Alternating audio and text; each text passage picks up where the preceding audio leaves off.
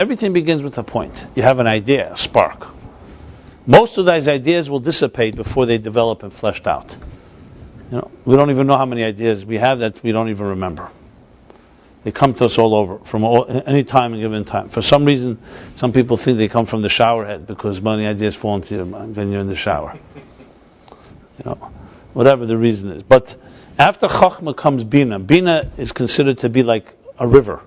A wide river. So Chachma is the spark, the wellspring, from where the water begins to flow, like just the drop. Bina fleshes it out and turns it into a wide, expansive development. There are people who we call a Chacham, another person would be called a Maven. A Chacham is someone who's a great innovator, but usually not great actually at fleshing it out. A Chacham would be a person who has more vision, comes up with a concept. And a Maven, a Bina, is a person who may not come up with great concepts, or doesn't come up with concepts at all, but give them something and they can run with it, and they do develop it into an unbelievable plan. And you'll find even on corporate level and business and so on, usually great companies have these two types of people. A person who's extremely good at creativity, creative ideas, sparks. Another person who has the patience and the wherewithal to develop it. And one without the other, frankly, cannot really function in this world. And it's not a question of which is better or greater. They both are necessary. And they each have their qualities. I'm not going to go through every detail right now, but I'm just laying it out in general. And number 3 is Das. So Das is a little more complicated. Das is the so-called conclusion of an idea. So you can have a spark, you develop it, and then you come to aha moment, a type of conclusion. Sometimes Das is called Hargosha. You feel it. You feel the idea. You sense it's right. It resonates. So you can have a great idea. You can even develop it. And still something's missing. Then there comes a point where you really get it. It really enters into you. It's intimate. Which is why Das is also the word used in the Torah for sexuality, for love. It says, and Adam knew Eve. Knew means that they were intimate with each other. Because Das is intimate knowledge. It's not just knowing something. It's not just understanding something. It's not just conceiving and comprehending. It's knowing it with your guts. Then after the intellect comes 7 emotional, conscious emotional faculties. And they are briefly, in Hebrew, Chesed, Gvura, Teferes, Netzach, Chayid, Yesod, Malchus. What are they? In English, Chesed is love. Love. Now, I know it's an overused word. What does love mean? For all practical purposes, let's say love here means giving. Type of giving. Love compared sometimes to water. Water is bestows. It flows. The antithesis to love is gvura, which is withholding. So if chesed is water, gvura is fire. Okay. 2 critical forces in our lives, not just physically, but also we'll talk archetypally. Another archetype where water expands, fire contracts.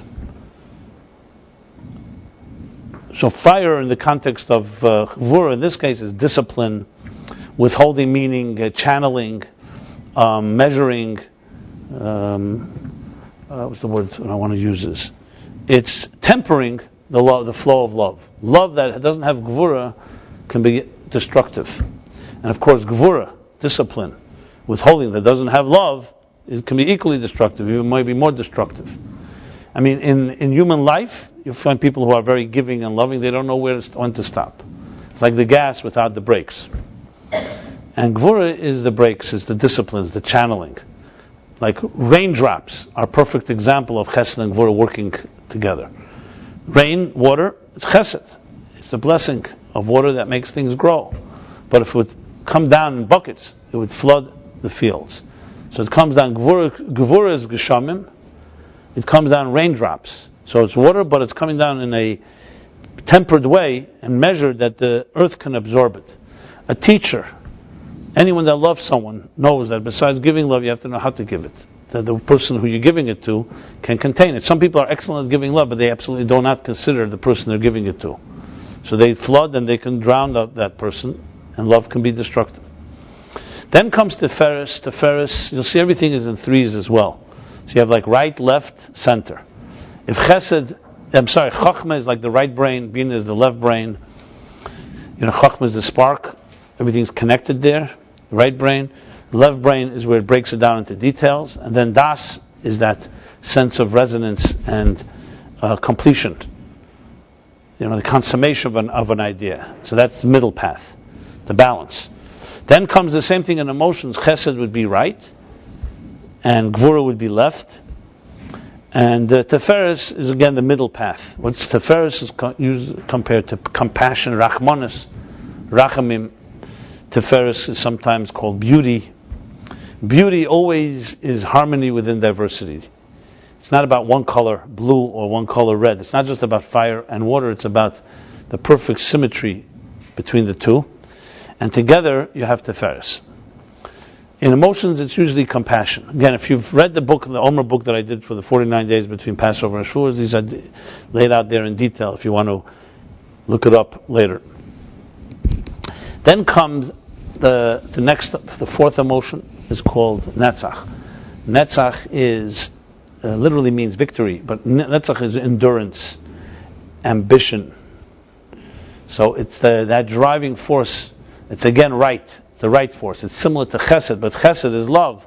And here it's a driving force to succeed, to overcome obstacles, the persistence that's necessary. Its counter force, again, its so-called alter ego, is on the left, just like Chesed has Gvura, the brakes of Gvura to the gas of Chesed. So Haid is humility, yielding, drive, blind ambition. And aggressive and persistent drive also has to have a measure, or else it can step over and run over everybody around it. Chayid is humility. It means acknowledgement. It means to yield, as opposed to just drive. It's a form of humility. And then comes the third there too. The middle is Yesod. Yesod literally means foundation. Yesod is bonding. So it's bonding. It's in some ways it's a combination of determination and humility, but it has its own personality, just like Tiferes does, and that is the element of bonding emotionally. You can love someone, you can have discipline in the love, you can have compassion, and you can have endurance and humility and yielding, but you may not be bonding with that person. Bonding has an eternal element to it. It's like a absolute commitment. So like Das is very similar to Yesod. In the intellect, what's Das? It's not just you conceive of an idea and you understand it, but you connect it. You become intimate with it. It's like become one with it. So the same thing here. Tiferes does that to Chesed and Gvura, and Yesod does that to Netzach and Haid. That it's a type of bonding emotionally with another, or with something that you are connected with, that has what we call Yesod. It's a foundation. We say a binyan adayad, for example, in marriage, an eternal edifice. And then finally, the seventh and the 10th of all these 10, and the seventh in the emotions is Malchus. Malchus literally means kingship. It means majesty. But in emotions, it's essentially a sense of dignity. And it has its own particular personality. Again, I'm not going into extreme detail here. I just wanted to lay it out, because you're talking about mapping the genome, you're talking about Rosh Hashanah, the creation of the human being. So who are we? What are we made up of? What are our building blocks? And it's sometimes just good to know that it's not as vague as one may think. It's actually broken down. 10 building blocks. Straightforward. And these are, everything you do in life is a combination of these 10, one way or another. As I said, they're not 10 isolated. Just like someone said to you, are you some of your parts between your arms and your legs, your eyes and ears? You say, no, I'm one entity that has millions of different pieces and they all work together. But to understand them, you have to break them into parts. You go to a doctor, you can't just say, I have a pain. You have to identify where and isolate it. Because the fact is, even though one healthy entity is really one, a symmetry, and basically you can say it's a harmony within diversity of our entire beings, but we are made up of pieces. There are parts. except that the entirety of the parts is more than the sum of the parts. There's some captain, there's some unifying force that unites all the parts within ourselves, as it is also in nature. So really, to really understand ourselves, we really need to know both elements. One is the pieces, and the other thing is what connects them all, what makes them speak to each other. And that's far more complicated. Nobody has ever really understood that. Even medically, I've asked many doctors, and all types of doctors. Well, we have today doctors. We have doctors of philosophy, and we have doctors of psychology, and we have doctors of medical doctors. We have in the social sciences, and the physical sciences, and political sciences, there are PhDs everywhere.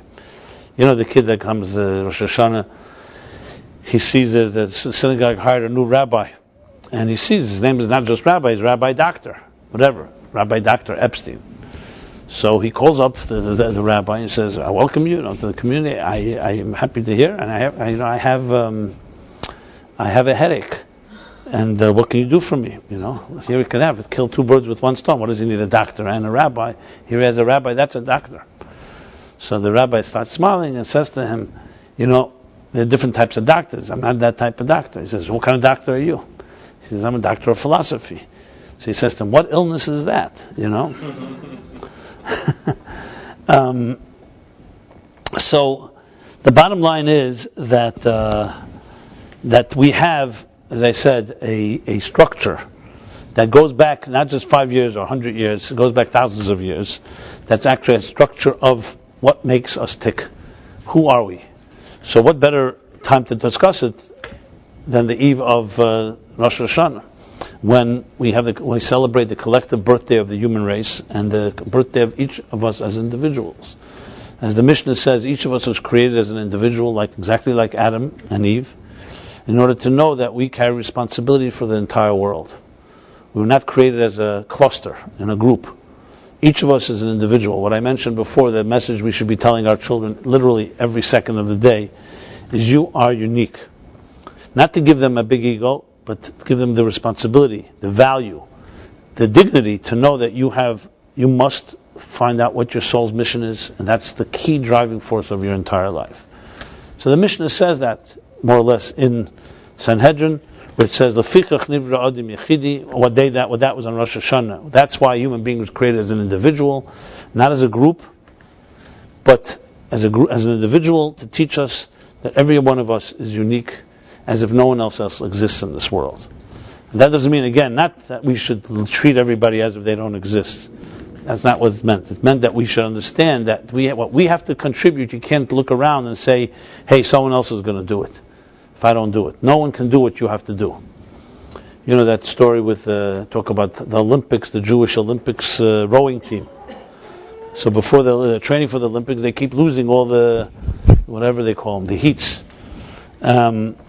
So the Jewish team says, "Listen, why don't you go over and sneak into the clubhouse, into the locker room of the Harvard team, they keep winning, and find out what those goyim are doing. What are we doing wrong here?" Okay. So the Jewish guy sneaks in there, and he comes back, he says, "It's brilliant what they're doing.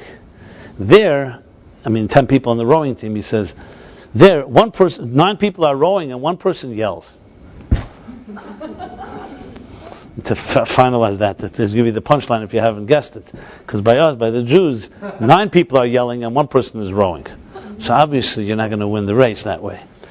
So sometimes, we're all generals. There's no one left to be a soldier. Similar story they tell about, significance. This poor town receives the great news that the great king of the entire kingdom is coming to visit them. This is a very rare opportunity, and they wanted to show appreciation. But what can they give the king a gift that would be valued? So they realized, they can't really give him. He doesn't have anything. They don't have anything he doesn't have. But the gesture would be, everyone, he knows that we're a poor town. If everybody brings a cup of wine and pours it into a big barrel, we'll give him the barrel of wine. He'll see the little gesture. Because for us, if everyone bringing our small little wine, that would be significant. They put a big barrel up in the middle of the town, and that was the decision. Everyone's going to pour some wine. Now, of course, there's a bunch of smart Jews here, like the rowing team. So they said, you know what? Hey, there's 1,000 people living here. Who cares? I'm going to go spend my the wine. That wine is very valuable. I can use it for kiddush for all year round. I'll pour water into the barrel. What's going to be 1 cup of water compared to hundreds of cups of wine? But obviously, everybody in town was equally smart. So they ended up giving the king a big barrel of water. I mean, it all comes down to how significant we feel. And that's what the Rosh Hashanah message is, that you and everything you do matters now and forever. Nobody can accomplish what you have to do. So begin rowing and stop yelling at others to row. Or saying, it's not for me, someone else will do it, it's a bigger job, whatever it is. That is that vote of confidence that God gives us every day, and Rosh Hashanah in a global sense. The vote of confidence, you can do something no one else but you. But to help us get there, it would be very useful to understand what makes us tick. And what is it what forces work with, what are our strengths? What are our weaknesses? Know thyself is the first step to actualizing yourself. So someone say, okay, great, I'm ready to row. I'm ready to do whatever it takes, but what do I have? What are my faculties? What are my skills? So that's why you have in Primus Torah, in the inner dimension of Torah, actual breakdown, a map of the genome, of what makes you tick, what strengths you have, and you can actually identify. Are you more chachma, more bina, more das? Are you more chesed, gvura, teferes? Now we all have all 10. Let's make that clear. But some of them are naturally stronger in, some were naturally weaker in. That's a given. No one is strong in all 10 equally. Then there's many of them we may be very strong in, but no one ever helped us cultivate it. We don't even know we have strength there. Sometimes, someone berates you or doesn't let you actualize something. You start thinking, maybe I'm not really strong in that area. Then the person that does believe in you realize you're actually quite strong in an area that you never even realized you're strong in. So it's not a simple matter. It's not just a question of first we have to understand these levels, first to be able to see, okay, where do I fit? Then the next question is, so where do I stand in each of these? How am I with chesed and gvura and teferes? And guaranteed, if you use this as a map, firstly, you'll understand yourself in a new way completely. So it's no longer just, look at yourself in the mirror with all your subjective blind spots and coming up with an image of yourself. Did you ever listen to yourself on tape? Record your voice? Anybody likes their voice when they hear a recording of it? No. Nobody likes it. Actors and actresses, actually when they interview them, tell them for their coaches, for years, force them to listen to themselves because it makes you get better. And they still don't necessarily like it, but they learn the method. Why don't we like how we sound? I tell you the truth, sometimes I know people listen to my classes and they listen on YouTube or on audio. Then sometimes I hear myself, I cringe. I said, why would anyone listen to this? This guy's sounds like whatever. I really do not like it, but I just simply ignore it, and that's that. And people tell me it's great. I say, okay, I'm happy to hear, And trust me, it's not like I lack confidence. It's not the problem. The problem is really you just don't like your voice, whatever reason. But that's the voice everybody hears. The one you don't like, everybody hears. The one you hear is not what anyone hears. You don't hear yourself. How do you like that? How many other things about us? Imagine if we really knew about ourselves everything that other people see. I don't think there's anything we perceive correctly. Everything we perceive from distorted view from within. I'm not saying it's not important. Of course, you want to, you feel good about yourself. It doesn't matter whether other people feel good about you. But the bottom line is, how many other things don't we really see?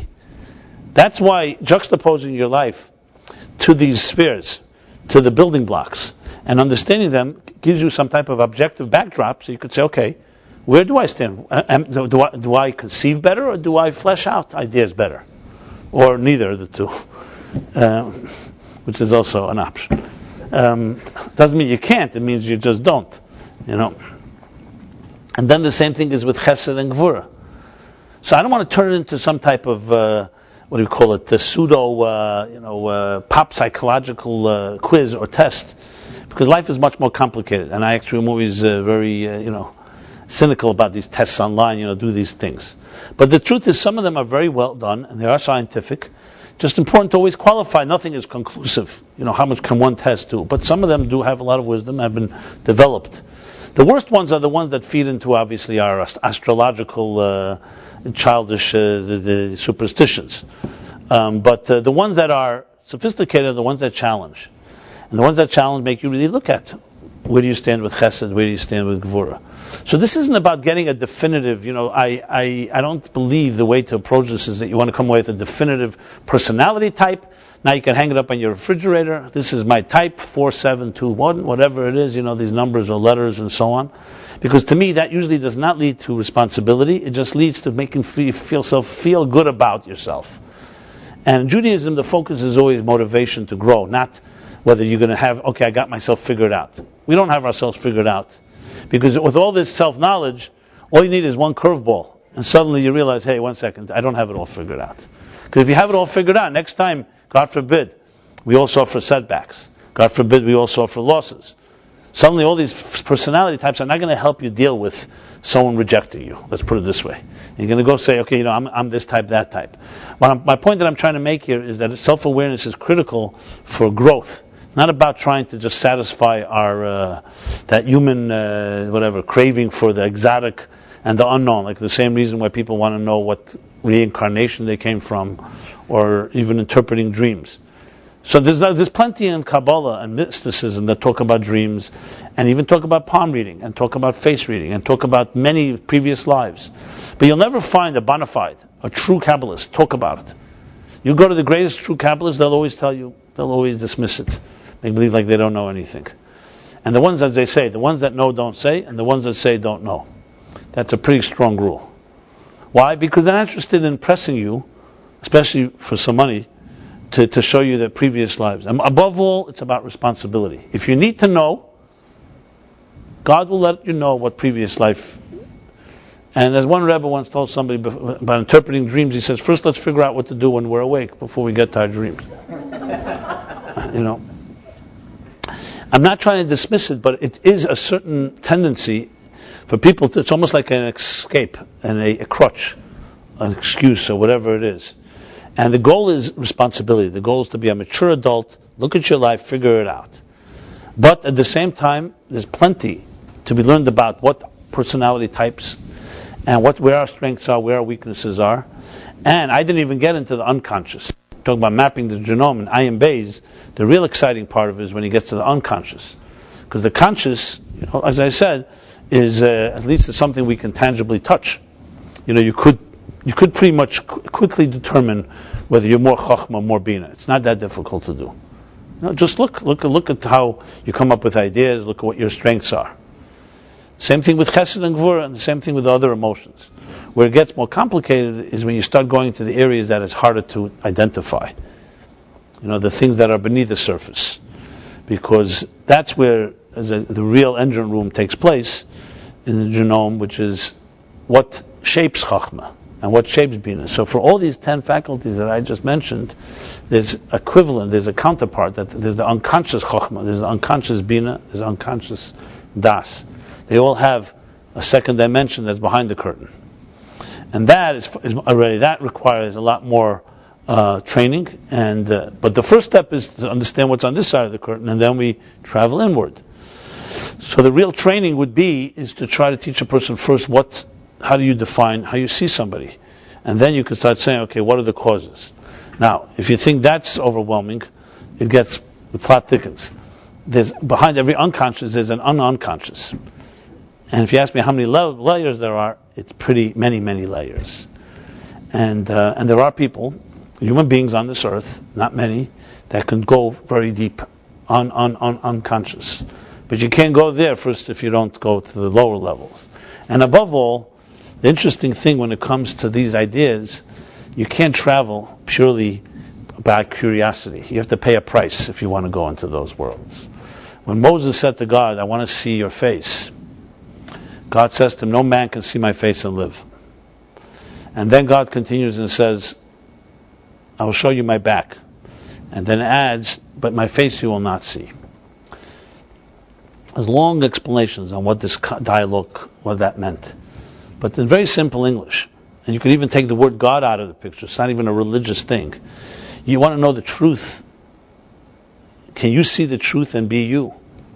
Or most of us really need, as Churchill said, in the time of war, the truth is so precious you have to surround it with an army of lies. Can we really deal with naked, raw truth about ourselves without any filters? Can anyone live without filters? Not that simple.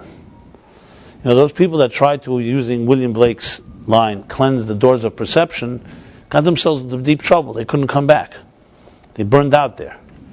Because not that simple to see things without filters. Just like you can't look at the sun without a filter. Can you look at yourself without a filter? I mean, it sounds like it's very exciting. I'd love to be able to say, yeah, I'm ready for the truth. But we're subjective creatures. Can we handle it? Can a person handle someone telling you exactly what you really are like, through and through? Do you have the strength for that? Now, I know most people will say, of course, yeah, they have to rise to the challenge. But if you're an honest person, and I start with myself, not that simple. They tell the story about this guy, his entire life he was looking for the truth. And he traveled from one place to the next. Years passed. He became an older man. And he never found what he was looking for. The last years of his life, he's already now in his 70s, he meets an old sage and shares with him what his life goal, which is to find the ultimate truth.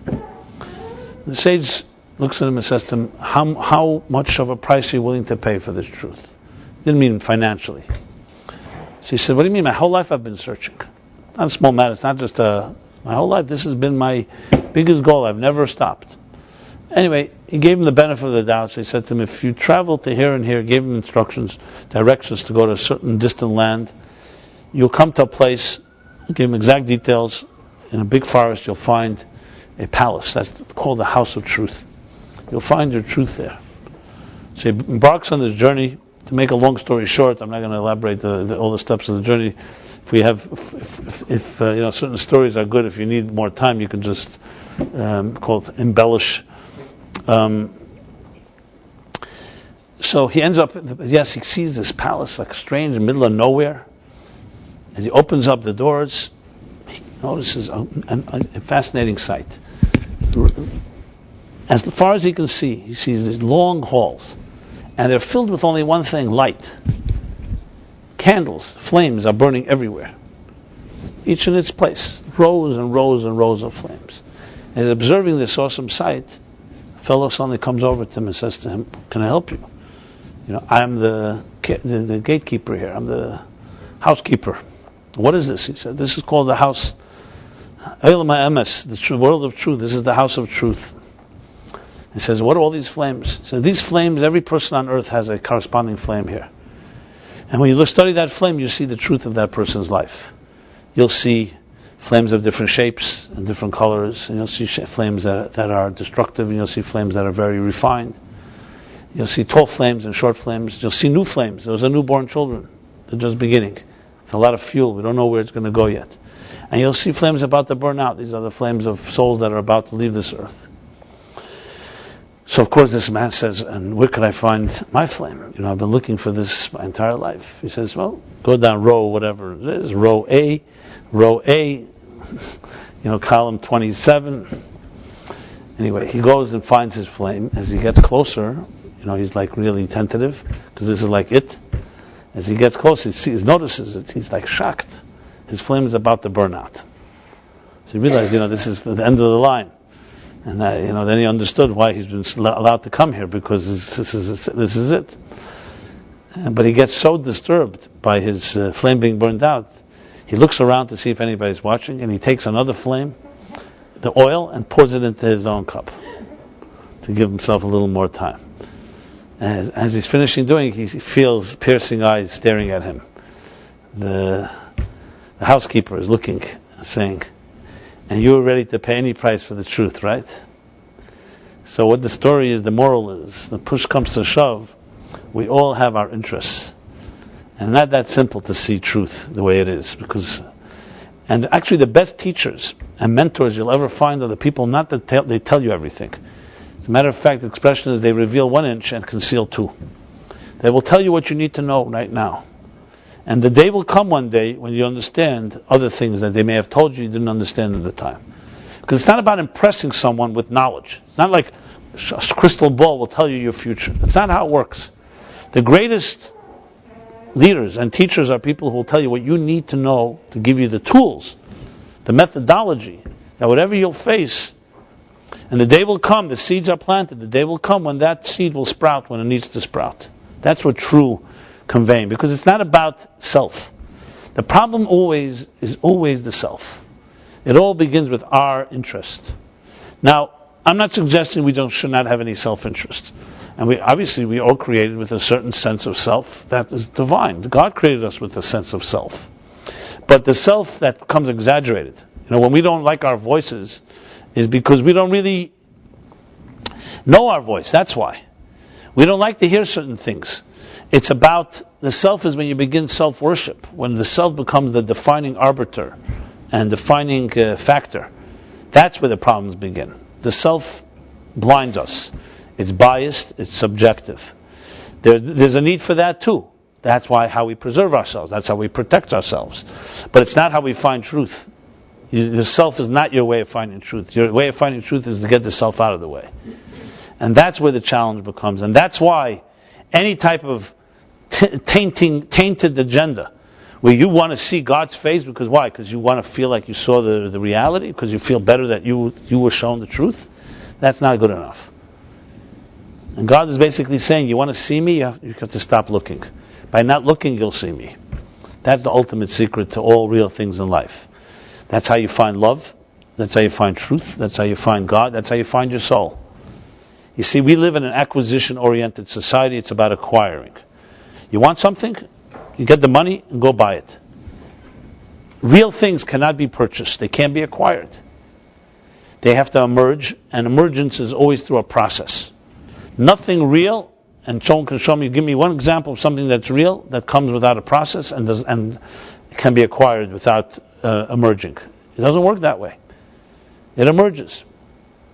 Even in technology today, all the technologies, you ask physicists and scientists, they'll tell you energy is there everywhere. The tools we're using is not to force the energy out, it's the opposite.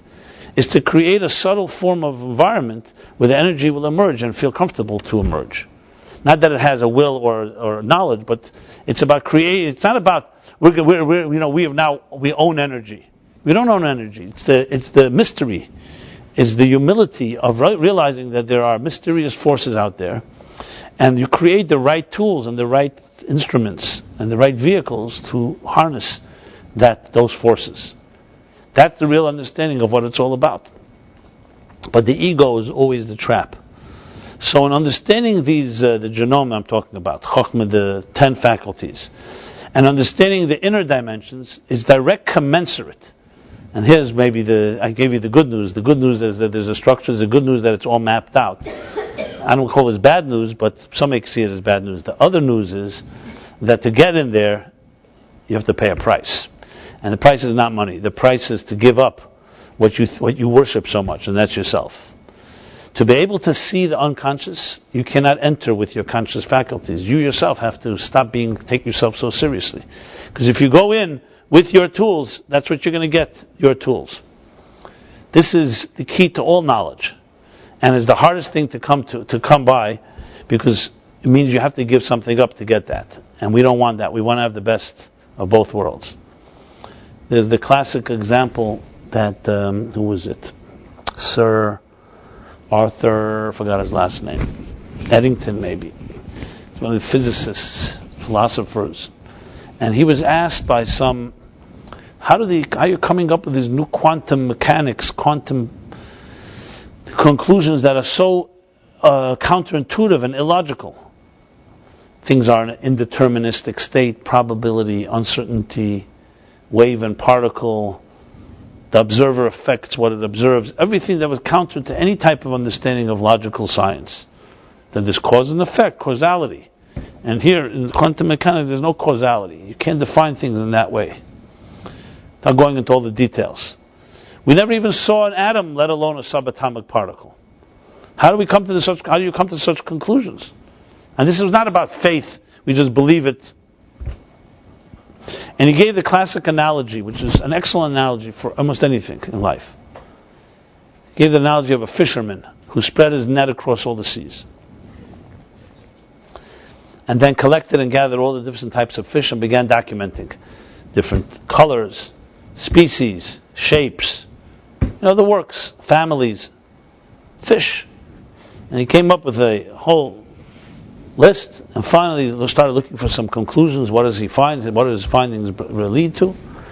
And one of his great conclusions was, which he was going to announce to the whole, the wizards of the world, whatever you call them, the Nobel Prize, I don't know. And that was that there are no fish in the sea that are shorter than a half-inch long. That was his brilliant conclusion. He's he's reading his notes and so on, and he tells it to his little child, to his little son. He says, that's what I discovered, there's no fish in the sea. Now, a little child doesn't need all the science to understand there's something wrong here, because he's seen fish that are smaller than a half-inch long. So he asks his father, what kind of net did you use? Yeah, he looks at the net. The net has spaces of a half-inch. He didn't even think about that part. So the net has the spaces of a half-inch. So obviously all fish that were shorter than a half-inch fell back into the water. So was his conclusion true or not true? Yes, it was true, with one condition, with one qualification. That when using a net with half-inch spaces, you'll never catch fish that are half-inch shorter. But you don't need him for that. He didn't need to catch any fish for that matter to find out that. So we come times with conclusions, and conclusions are correct. The problem is, what tools did you use to get to that conclusion? So someone will say, okay, define what is real. Well, that's a very simple question, sounds like, right? Not so simple. What is real? It depends. If you talk about sensory tools, what is real is what I see, hear, taste, touch, or smell. But that basically rules out anything called like ideas, concepts, and love. And for that matter, microwave energy and ultraviolet energy and anything else you can't relate to with your five senses. There's no way you can see it. Some things are impossible to see. So the answer then, okay, so let's not use our sensory tools. What else? What other tools do we have? Okay, supersensory tools. Because that supersensory, fine. Intelligence fits in there. I can't see intelligence.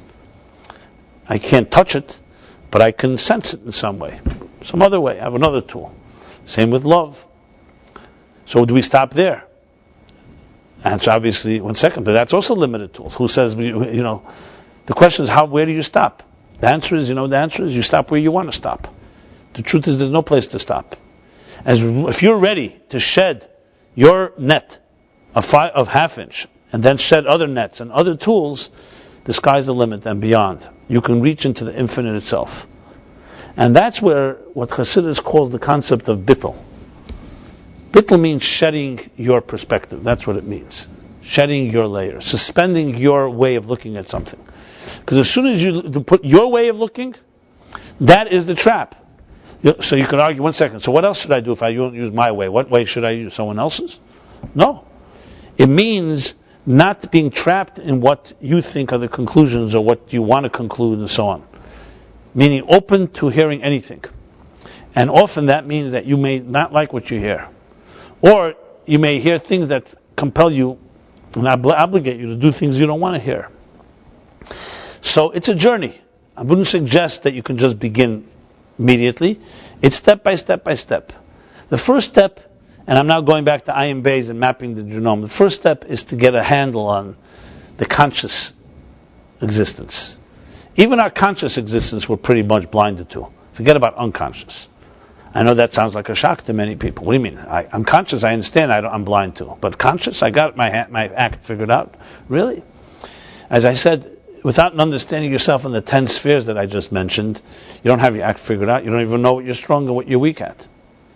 I would say most of us are not even thinking about our true faculties. Most of us are spending the day busy trying to make ends meet, and we already have obligations, and we're already traveling 90 miles an hour, and that's what we're doing, is maintaining our speed, maintaining our so-called, the realities we think are so important to us.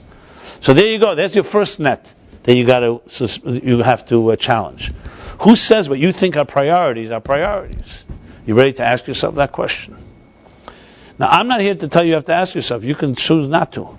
But there's a price for everything. If you choose not to, then you've written your script. Then your reality is what you've defined. And that's that. And if someone will say to you, maybe these priorities are not really priorities, you'll say, I know they are, and that's that. As soon as you do that, you've closed your door. Now, some people don't mind that. They'll say, I feel comfortable with that. I don't need to know more. If a person comes to that type of statement, they there's really not much one can say. Most intelligent people won't say that, even though they actually feel that. They'll say, no, of course, I'm open to any type of possibilities. But they don't live that way. They just talk the talk. So this really comes down to our own personal integrity. Rosh Hashanah is around the corner. Rosh Hashanah opens up new opportunities. For most of us, we want new opportunities. When? When our old opportunities aren't working. But if they're working, why do we need anything new? It's working fine for me. True people of growth don't think like that, as you can imagine. A guy like Moshe Rabbeinu was not satisfied with his great achievements because he's looking for the truth. He's not looking for his comfort zone. Most of us are looking to be comfortable. That is a very big driving force in our lives. And everyone deserves to be comfortable. Don't trust me, I'm not suggesting otherwise. But comfortable means also status quo, if that's where your comfort is. When God says to Moses, you cannot see me and live, he told him the ultimate secret. And that, by the way, ended up allowing Moses to see God. That secret is that there is something greater than you in the picture. And when you commit yourself to that, then there's no limit to how far you can reach. So we all want excellence. So you're going to ask someone, do you want to be mediocre? Or you want to be good? Or you want to be excellent? Why? You want to be mediocre? Huh? No, understand. Now, some people want to be excellent at being mediocre. Excellent mediocrity. There's also that. They've mastered the art. Einstein, mediocre is far from a compliment. But what do we define as excellent? What does excellent mean? Excellent means that everybody thinks that we're the best. Does excellent mean that you're making the most amount of money than anyone else you know? What does excellent mean? Even a question like that is so hard to answer. Because if you really start analyzing it, you'll find out your definition of excellence is based on a bunch of programming. Someone programmed you to think what's important, what's not important. What does excellent mean? Some people say excellence is being a noble person, to be a giving person. I wouldn't argue with that. But how do you even define it? This goes back to what I said earlier, why I think the biggest preemptive thing we can do is get our children straightened out. Because you think straight from the beginning, it's much easier to work with that. Whereas right now you come to someone and say, okay, let's review what excellent is. First of all, it usually frightens off people. It's too big of a question, and don't go, that's like too much for me. Secondly, even if you want to enter that dialogue, how much time do we have? Right now I have the floor here, so I'm going to talk. But after this evening, you all go back home, and tomorrow's another day, and the next day is another day. We have our lives to live. You think that we change, even if we hear something that resonates, that sounds good? We go back we gravitate back. The Talmud, the Medrash says an interesting statement. It says, "Zrek chutra lavira ikrakoi." You throw a rod up into the air. I'm talking about, let's say, a stick that has a heavier side and a lighter side. It's always going to land on its head. The gravitational pull, you will always go back to your routines. To get someone out of a routine requires more energy than the inertia of a routine. Think of that. So think about that. If you made a formula, what is my routine? You need a force not equal to that. You need a force that's more powerful than a routine that you've been doing for years. That's a lot of energy. And most of us don't have the time and willpower to invest such energy. That's why it's so hard to break an addiction. Because you're not just talking about the addiction, you're talking about an addiction now has its own life. It's just the way you do things. And then, so your mind is already adjusted to it, your heart is adjusted, your whole body's like the neurons, as they say, as they get fired, that's how they get wired. Your whole neurons have been now wired to accommodate a habit and a routine you've been doing for so long. Which is why, I don't know if I mentioned it last week, but he brings in Tanya. That brilliant statement from the Talmud that says, what is avodah? Avodah Elokim. It says to serve God. What does it mean to serve? So the Talmud gives an example. Someone who studied something in the Torah 100 times is considered as if they did not serve God. If they go 101, more than one more time, that's considered avodah, serving. The question is, what's taken 100 times is quite a lot. What is that 1 over 100? What does that do?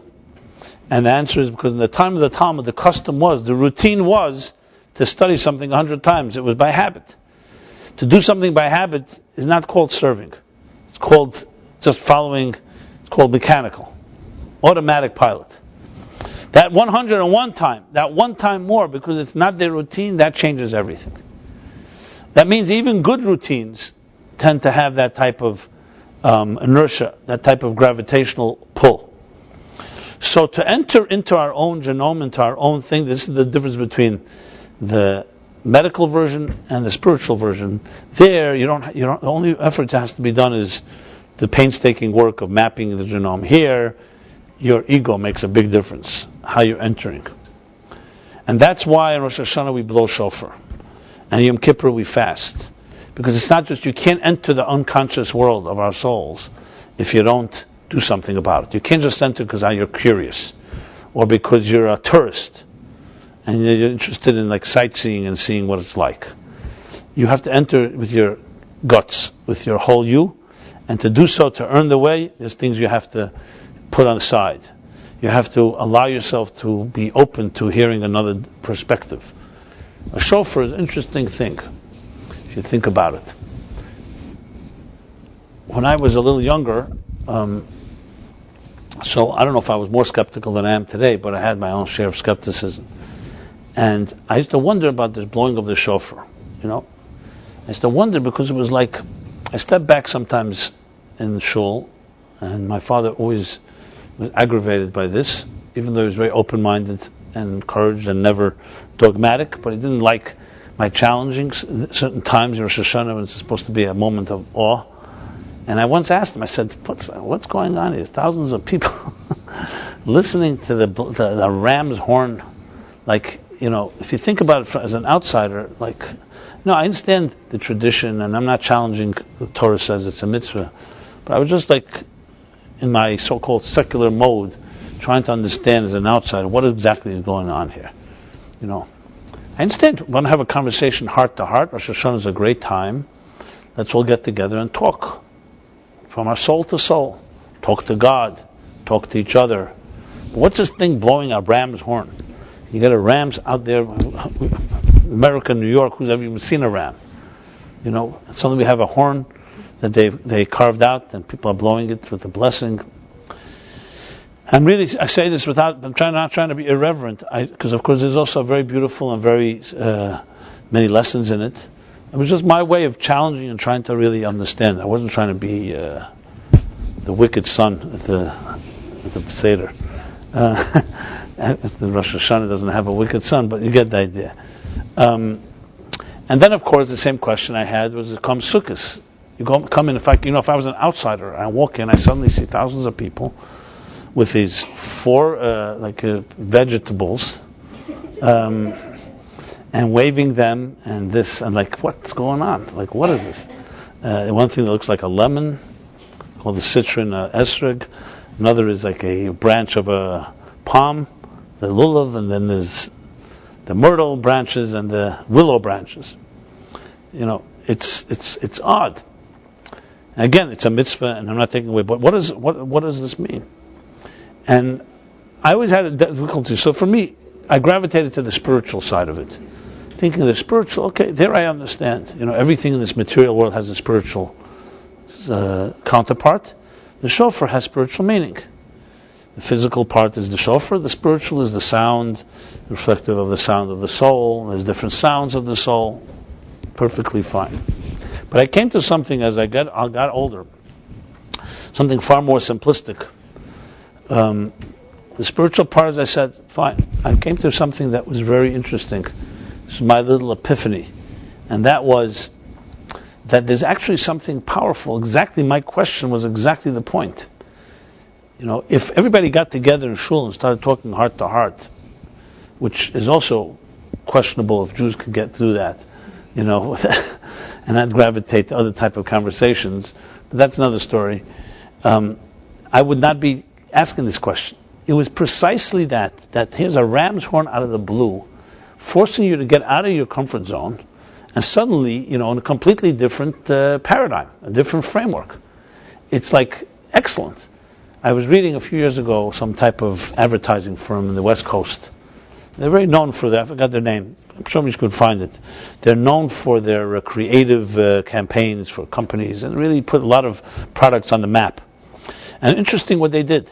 They take their creative minds, the best minds and writers, copywriters and idea people, and it's about an advertising firm here. As materialistic as it gets.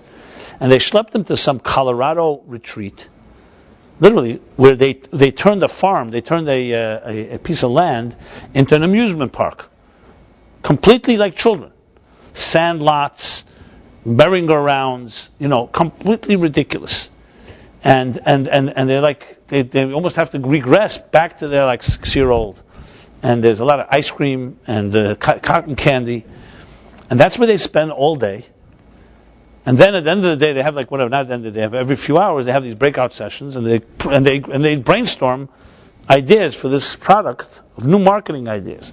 They want to schlep them completely out of their comfort zone, basically, completely different environment, and forcing good minds, creative minds, to become even more creative because they usually won't think this way when they're in their corporate offices in Los Angeles or wherever they are.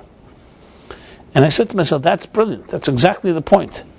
If someone got up and gave a great sermon in Rosh Hashanah, that's nice. But here you have the holiest man, in my case, the Rebbe would blow the shofar himself, standing with a ram's horn, a ram that you never see, and emitting a sound is the simplest, some call it the most, the purest sound instrument. Just a sound, a hollowed ram's horn, and emitting this haunting sound. That forces you to get out of your way of thinking. And suddenly you think about a completely different way of looking at things. What is a ram, its purpose, and stuff like that. I'm not even talking now about the spiritual side of it. So I realized that a big part of Judaism is exactly the thing that alienates so many secular people because it doesn't seem relevant to us, has the benefit because it's exactly the point. If it's relevant to you, it's not going to get you anywhere. The point is to challenge that part of ourselves, that so-called, what's the word I want to use? That logical, rational part of ourselves to do something that's not so logical and rational. And this is in addition to the spirituality. Spirituality is profound and tremendous. But here it comes down to physical mitzvahs. You could also meditate on a lulav and an esrog and a ravis and hadassim. Or meditate on a ram's horn. No, here you take actual physical horn and the works and so on. What I'm saying is because in Jewish thought, to enter into the inner structure of your being requires not just wisdom of understanding Chachma and Bina and the conscious and the unconscious and all the levels that I've described and many more, but it's also to get you out of your way of thinking. And there's only one way to do it. You have to surrender, in a way, to a different approach. You have to be ready to look at something not the way you're doing it. And this you do not find in other mystical traditions. The absolute rigid commitment to mitzvahs, the details of it. The thing that is so counterintuitive to a spiritual person, which is focused on details. Who really cares if you turn on a switch on Shabbos or not? Or you carry a quarter in your pocket? How can that be significant on a spiritual level? Or whether you'll find a crumb of bread on Passover and spend weeks ahead of time to look for every stupid little crumb wherever it may be. That is exactly what is completely challenging to a rational, intelligent, there's a word I'm looking for, not humane, what I will call normal way of thinking. Now, if there was no spirituality behind it all, then that's another story altogether. That's a matter, then you could say anything. You know what? Get people to do somersaults in the middle of Broadway. They'll also be out of their paradigm and also come up with new ways of looking at things. But if you recognize there's also deep spirituality behind it all, to get to the next door, you need to get out of your comfort zone, out of your paradigm. Then you have the real beautiful combination. So, to sum up, we all have a genome. We all have a structure. We all have Chachma, Bina, Das, all the way through Malchus, as I described. But the difference is between one and the next, between each of us, is the measure where our strengths are, how strong we are in one area and not another, and how they interact with each other. Because obviously it gets far more complicated once you start mixing Chokhmah, Bina, Das, and they're all working together. Then it's not just 10 isolated elements. But you have to begin with the isolated and analyze that. And then comes, in Ayin Beis, after he finishes discussing the so-called immanent faculties, the conscious faculties, then comes a whole discussion now, what we call the transcendent faculties. Transcendence. Transcendence is really going to a place that's really beyond what we can consciously experience. So, there are people, for example, how good would you rate yourself at reading a face, a human face? Someone walks into the room, some people really pick up a mood immediately, and some people don't. You don't have to announce your feeling. Think about what I'm saying, okay? What is it why does one person have that intuition and another does not? And can we be trained? Can you become more perceptive than you are? It's a good question. Or, you are who you are. Whatever you're born with, that's what you got. Some of us have instincts, some don't. The answer to all this is absolutely can be trained. Because it's no question some people naturally just have either what we call emotional intelligence or common sense or able to see things. They sense. Very, very sensitive people.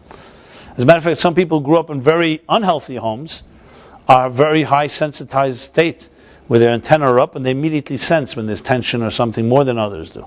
They're much more sensitive to that. But there's all kinds of different factors at work. But I'm going to focus right now is really how one becomes more sensitive. And the answer is when you become less self-oriented. The more you're not focused on yourself, the more you sense what's going on around you. Now, does that sound brilliant? It's not brilliant at all. It's very simple. But we don't do that because we don't want to give up on the self. So we rely on, whatever I figure out. I'm not ready to do more than that. But your sensitivity to realities around you are direct proportion to how much of you is in the picture. And the less there is, the more you will pick up. So, in the context of the awareness, as I said, the 10 spheres and so on and so forth, the key thing to really understand is that when you meet somebody, someone comes to you, let's take a scenario, it could be yourself even. You have issues, and you share those issues with somebody you trust, tell them here and here the situation, what do you suggest I do? It could be area of relationships that are not working or not working well. It could be an area of work. It could be you're stuck in your life altogether, not going anywhere. It could be whatever the list is, you can fill in the blanks. Everybody's got their stuff, So what's the method? If we were to document the method, what do you do? What do you do next? How does someone who's a good mentor, someone that's educated, someone who understands the soul, what tools do they use to help you give you advice? Is it just they have some type of revelation? God tells them what to say? Obviously it's not that black and white. I'm sure God has what to say to them, but it's also what they bring to the table. So it really comes down to what a person like that is who's trained, in a way sees you or sees your situation. They don't see the symptoms that you're describing.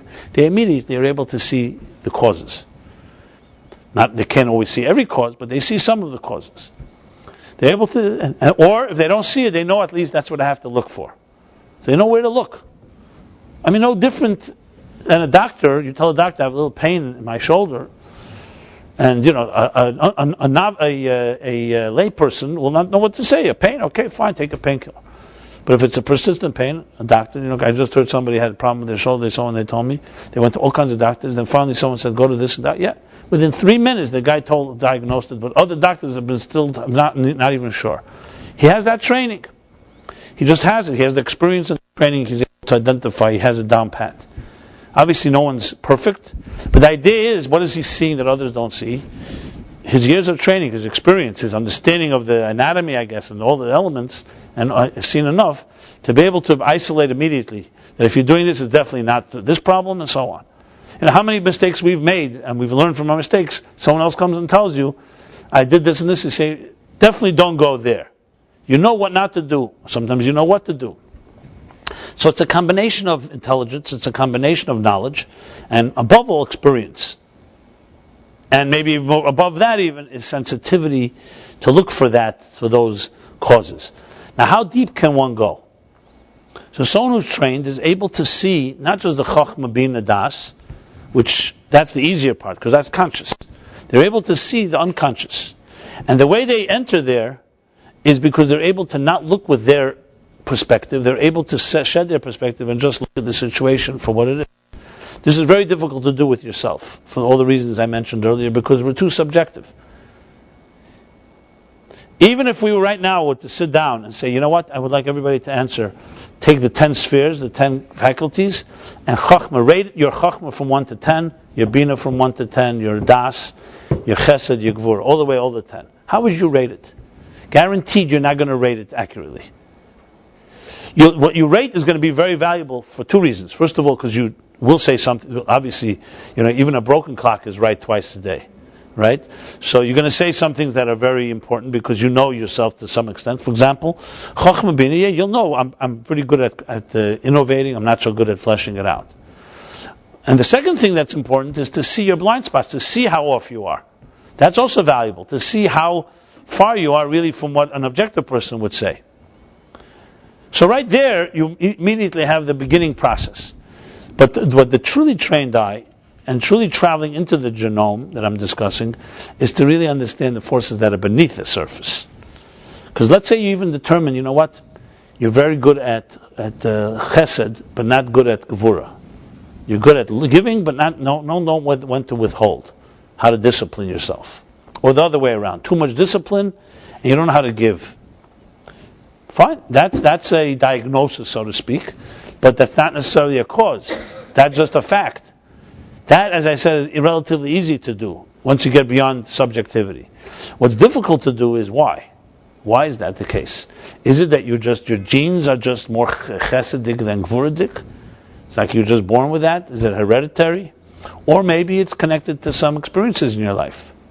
Maybe you've learned from those around you, from your parents or others, that you don't just give so easily. Or the other way around. Is stinginess genetic, or is it something, or is it acquired? My good friend Elie Wiesel tells me that he thinks it's neither genetic nor acquired. He thinks it's just a disease. That's another discussion. A disease would mean that it's acquired, obviously, but it's worse than acquired. It's an illness. So the point is that as you look at each of these items in one's life, you can go in and look into some of the unconscious fact forces. And then, of course, the big question is intervention. What do you suggest? What do you do? And the Jewish approach is a combination of behavioral and they're called therapeutic psychology. Behavioral means, yes, the Torah does expect you to do something, to say thank you and please, even if you're not in the mood. You don't have to go to 10, 20 years of psychotherapy to be taught to say please or thank you. Just do it. That's a mitzvah to do it, and that's it. It's a menschliche thing to do. Simultaneously, you want to work on why you find it difficult, do that. And the same thing with many other things. Judaism does expect a certain behavioral response. At the same time, Judaism is not superficial to say it's just behavioral. Obviously, you also want to get into the soul level of what drives a person, what defines a person. But to necessarily have to go and regress to our childhood and find out every little cause of every behavior of our lives is not healthy necessarily and not necessary. Only if you have no choice. So it's a combination of behavioral change, acting a certain way, which in itself has an impact on us, and also accessing some of those deeper forces. And for each of the spheres, each of the faculties, Chochmah, Bina, Das, there are corresponding exercises. There are corresponding mitzvahs. There's a book called Sefer Charedim, where he documents how every organ and every faculty corresponds, certain mitzvahs correspond to that faculty. So just like we take certain vitamins and certain what other words, nutrients, and other there's vitamins, nutrients, to complement or to supplement or to strengthen different parts of the body. The same thing, different mitzvahs strengthen different parts of your soul. So chesed, for example, the mitzvah of charity is a chesed oriented. That's an easy one. You're exercising, just like a physical therapist would teach you to exercise certain parts of your body in order to compensate or to build up strength. There's exercising your heart. Like the guy who needed a heart transplant, they asked him, whose heart do you want? He says, the wealthy guy on the top floor of the hospital. They said, why? He says, because he's never used it. He wants a new heart, basically. Obviously, it's a joke, because actually a used heart is much better than a new heart. You want a heart that knows how to do chesed, that is trained in loving, not one that never loved before. But the same thing is with each faculty. There are exercises that are mind-oriented, cognitive. There are those that are emotional-oriented and those that are action-oriented. There are those, each one there's mitzvahs connected to Netzach, to Hayd, Yesod, and so on. So you have, in Judaism, you have a comprehensive map that, number one, maps out each of us that was created on Rosh Hashanah, each piece, each component, and you can identify your strengths and weaknesses. Number two, it helps you enter into the unconscious, which is the forces that are beneath the surface, that are not visible to the eye. And to help define how you get there and how you can open the channels of the unconscious to stream into the conscious, which I shall discuss in the next class. Here I was focusing more on the conscious. And you can actually create new channels of energy. Just like when you exercise a muscle, what happens? The muscle gets more tuned, gets more conditioned. It allows the blood flow. It allows more energy to enter your body. It's simple as that. God forbid atrophy, or when a muscle or any other part of the body is not being used well, the flow of energy doesn't flow through it as well. It's exactly the same thing on a spiritual and psychological level. When you exercise those parts of your being, your psyche, that are weaker, new energy flows into it. It's as simple as that. And you can absolutely open up channels. First of all, from the source of the conscious to the conscious, and secondly, from the unconscious to the source of the conscious.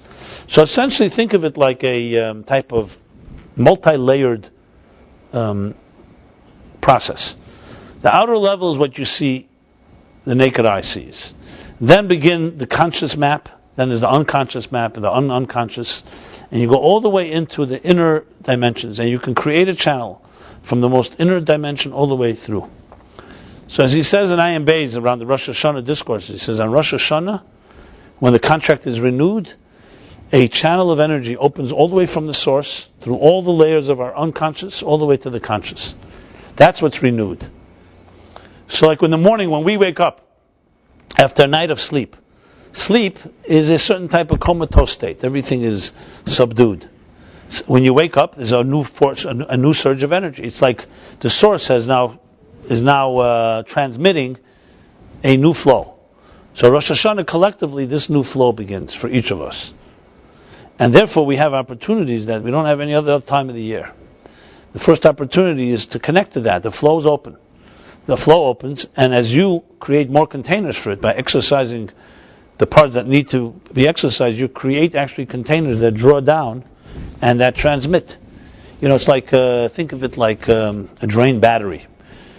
An example I'm using because my battery drained today and I needed a new one. So I'm using my personal life as a let's call it a laboratory. Guinea pig, kosher guinea pig. So drain battery. So what happens is as the battery drains, so instead of, let's say, it's at 100% strength, it's only giving you 5%. So you're getting a juice that is only 5% level. Now, with batteries, it doesn't really work that way. It's not like 5%, you're only getting 5%, it's 5% is left, and then it's dead. But you don't get less reception because the battery is weaker, right? But there are examples where you can say when there's less juice flowing, you actually will get less reception. The same is true in our lives.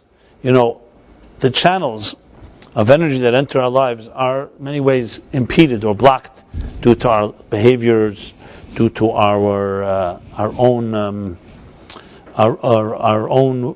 ghosts and skeletons. When we ask for forgiveness, for example, before Yom Kippur, it's not just a nice thing to do. It is a nice thing to do as well. But it's also freeing yourself up from the weight of carrying the guilt or hurting somebody or someone hurting you. freeing yourself up creates a flow of energy. Simple as that. The things that block us are the things that haunt us. How much of your mind is consumed with something someone told you yesterday, or 20 years ago for that matter. You can't get it out of your head. These things, besides that they disturb you, they also occupy very valuable real estate. That nothing else can go in that particular area because it's consumed. You've given it away to whoever is holding you hostage with that experience. Rosh Hashanah Yom Kippur is a time to give that up. Like Kol Nidre, we give away all our vows and our commitments and the things that bind us. Because the first thing you need is space. You can't bring in new energy if your space is filled up. So, being that we do have to ultimately prepare for Rosh Hashanah, right? I will conclude the following note. That a good exercise, or several exercises to do before now in Rosh Hashanah, is about how you prepare. You set your mind to opening yourself up to new opportunities. Number one is you have to free yourself up of things that are filling your life, things that are weighing you down. You have a whole 200, 300 pounds on your back. It's going to be very difficult to lift up an extra anything. So you got to free yourself. That's number one. Number two, you have to realize that you have enormous potential and energy waiting to be released. Rosh Hashanah can come and go, and will bring in a whole new surge, a new flow. But if you're not capable of receiving it, it won't enter your life. It'll pass through. You may have some inspiration. You may not. Let's say even you do. The question is how long it lasts. Is because if you go into Rosh Hashanah the same person, and you carry all that weight that you had a day before, how do you expect new energy to enter into you the day after Rosh Hashanah? You're still the same guy or girl, or whatever you want to call it, the same person, the same human being. So it's like you can go, someone can bring you into a new palace and give you all kinds of new opportunities, but you're not new. You're going to leave there and you're going to go back to where you started. So you went through, you had a nice vacation, you had a nice experience. So it's critical to do something new in your own life, or else it won't be able to manifest. It won't, let's put it this way, it won't be sustainable. So that's what we have to find, things like that. And then number three, yes, it would be very good to begin to analyze our own inner genome. What are we made of? And interestingly, Rosh Hashanah begins a process, as you all know, called the 10 days of Tshuva. So that number 10 is not an accident. Rosh Hashanah through Yom Kippur are 10 days. It's called Binyan HaMalchus. That's when we build the Malchus, the dignity of the 10 spheres. Each day corresponds to one of those spheres. Chochmah, Bina, Das. As a matter of fact, in the 60 days, the book 60 days, which is available here, in the 10 days of the 10 days of Tshuva, starting Rosh Hashanah, and Yom Kippur is the 10th day of Tishrei, right? It's the 10th day, the holiest day, it talks about the exercises for each of these 10.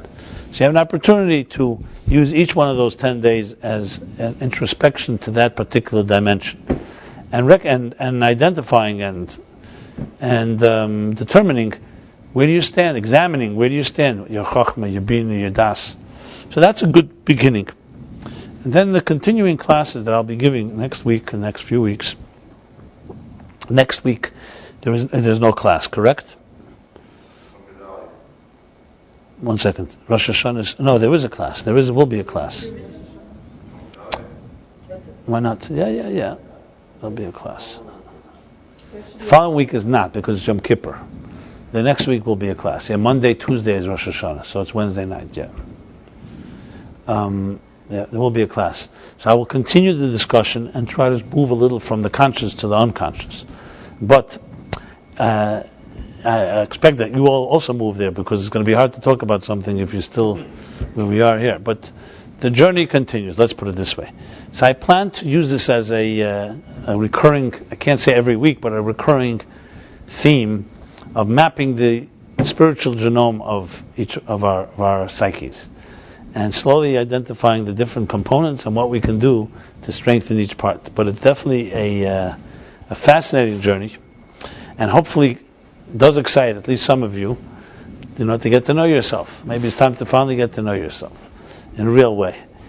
And with that, I want to wish everybody a very blessed year.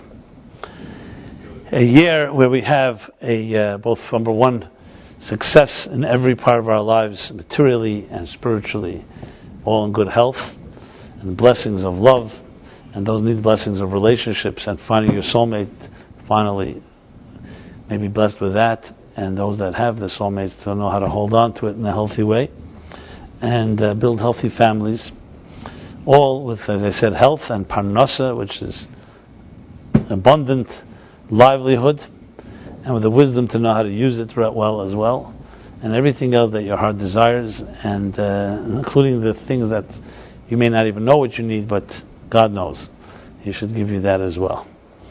And we should all be blessed in a very healthy year, a year of life, and a year of soul, of expressing ourselves and finding the reason why we're here. And God should be good to everybody. Philip's class will be taking place tomorrow night, and again, 60 days is available.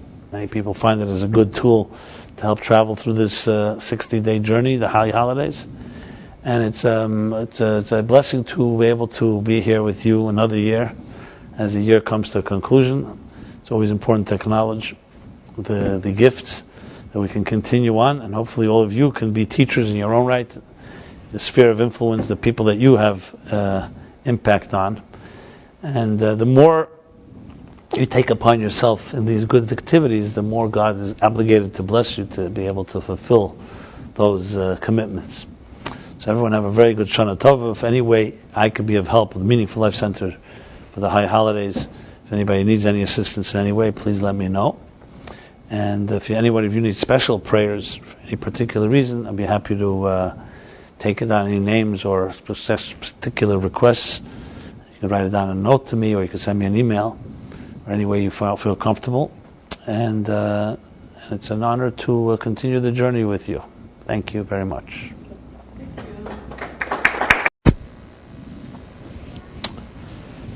Shana Tovat, everyone. Happy New Year. Everyone should have a Gemar Chesima Tova, being sealed in the book of life. So we are in the holiday season, the high holiday season, which can truly be appreciated when you understand the mystical and the spiritual dimension of it, which is that just like a human body, we have a central nervous system, which is the head, through which controls and governs all the faculties of the human body, and all the organs and all their movements. So too, Rosh Hashanah is called Rosh, a head. It's not called Tchilat Hashanah, which would mean the beginning of the year. It means the head of the year. So in addition to the beginning, it's also a central nervous system. Because time is energy, and just like every form of energy has its source, so though energy flows through our entire body, yet you could identify certain areas and isolate certain areas where the energy comes from. So though none of us have ever seen a soul, but clearly the soul manifests in the brain. Without a brain, a human being can't live. Without a heart, a human being can't live.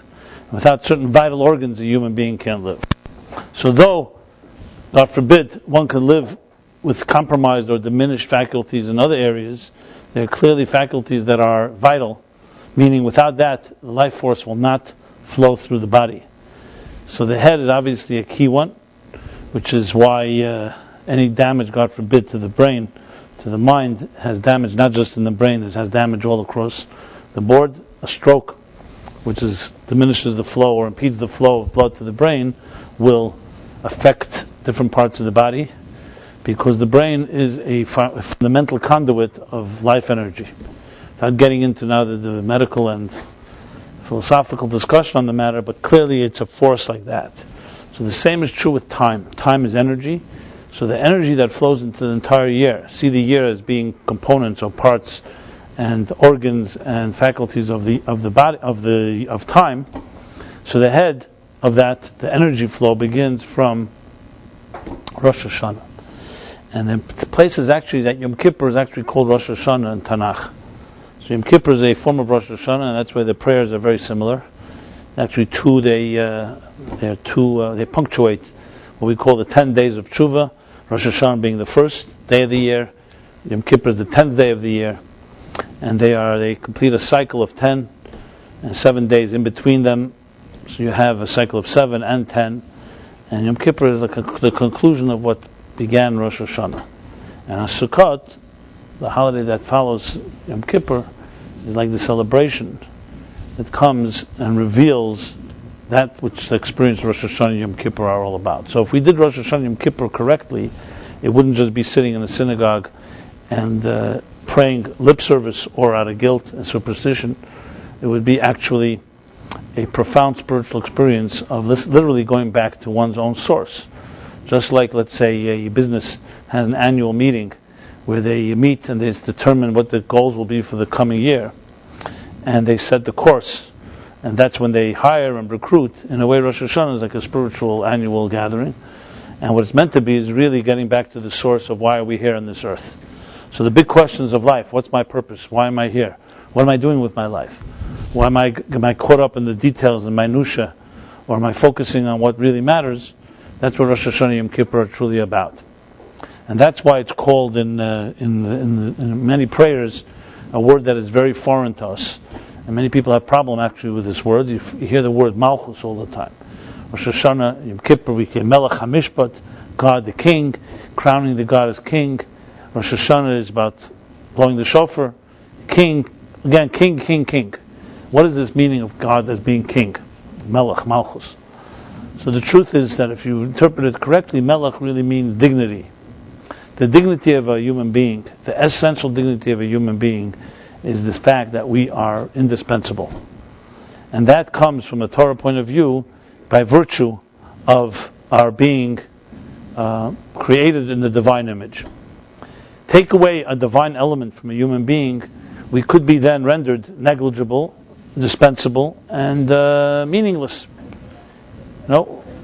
They say that when we wake up in the morning, we kill approximately 100,000 bacteria as we get out of bed, because bacteria are all over the place, and when you get out of bed, you're just killing them all over. But who cries over that? Bacteria. First of all, they're invisible. Second of all, there's so many of them, they don't make any difference. This is called being negligible, where no one cares. Nothing. It doesn't matter. The truth is, from a Torah point of view, every detail of existence matters, and I've told the story many times with one of the Rebbes. When he was a young child, his father, they took a walk in the woods, in a garden, and his son, the little boy, ripped off a leaf from the tree and began rubbing it for no particular reason. So his father reprimanded him and said, "What right do you have to rub and destroy and mutilate a vulnerable, a defenseless leaf? Just a leaf. How many leaves are there in this world?" And you think, what's the big thing? But in Judaism, everything has a divine element which makes it sacred. That's called dignity. And when someone assaults your dignity or violates your dignity is when they take away that type of value.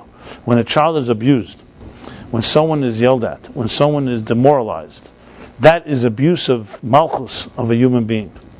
So in Rosh Hashanah, what we do is declare, it's not just God as King, is declaring the dignity of God and the dignity of each of us being created in the image of God. Because remember, Rosh Hashanah, besides declaring God as the sovereign power, we also know is the birthday of the human race. That's when Adam and Eve were created. So what's the relationship with one to the next?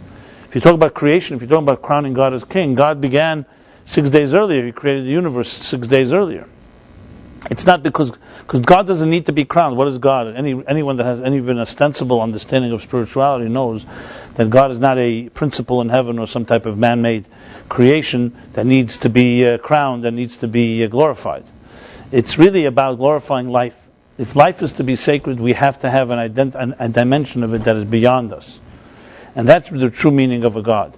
A God means a force that is not man-made, that it's not given to you by someone and then can be taken from you.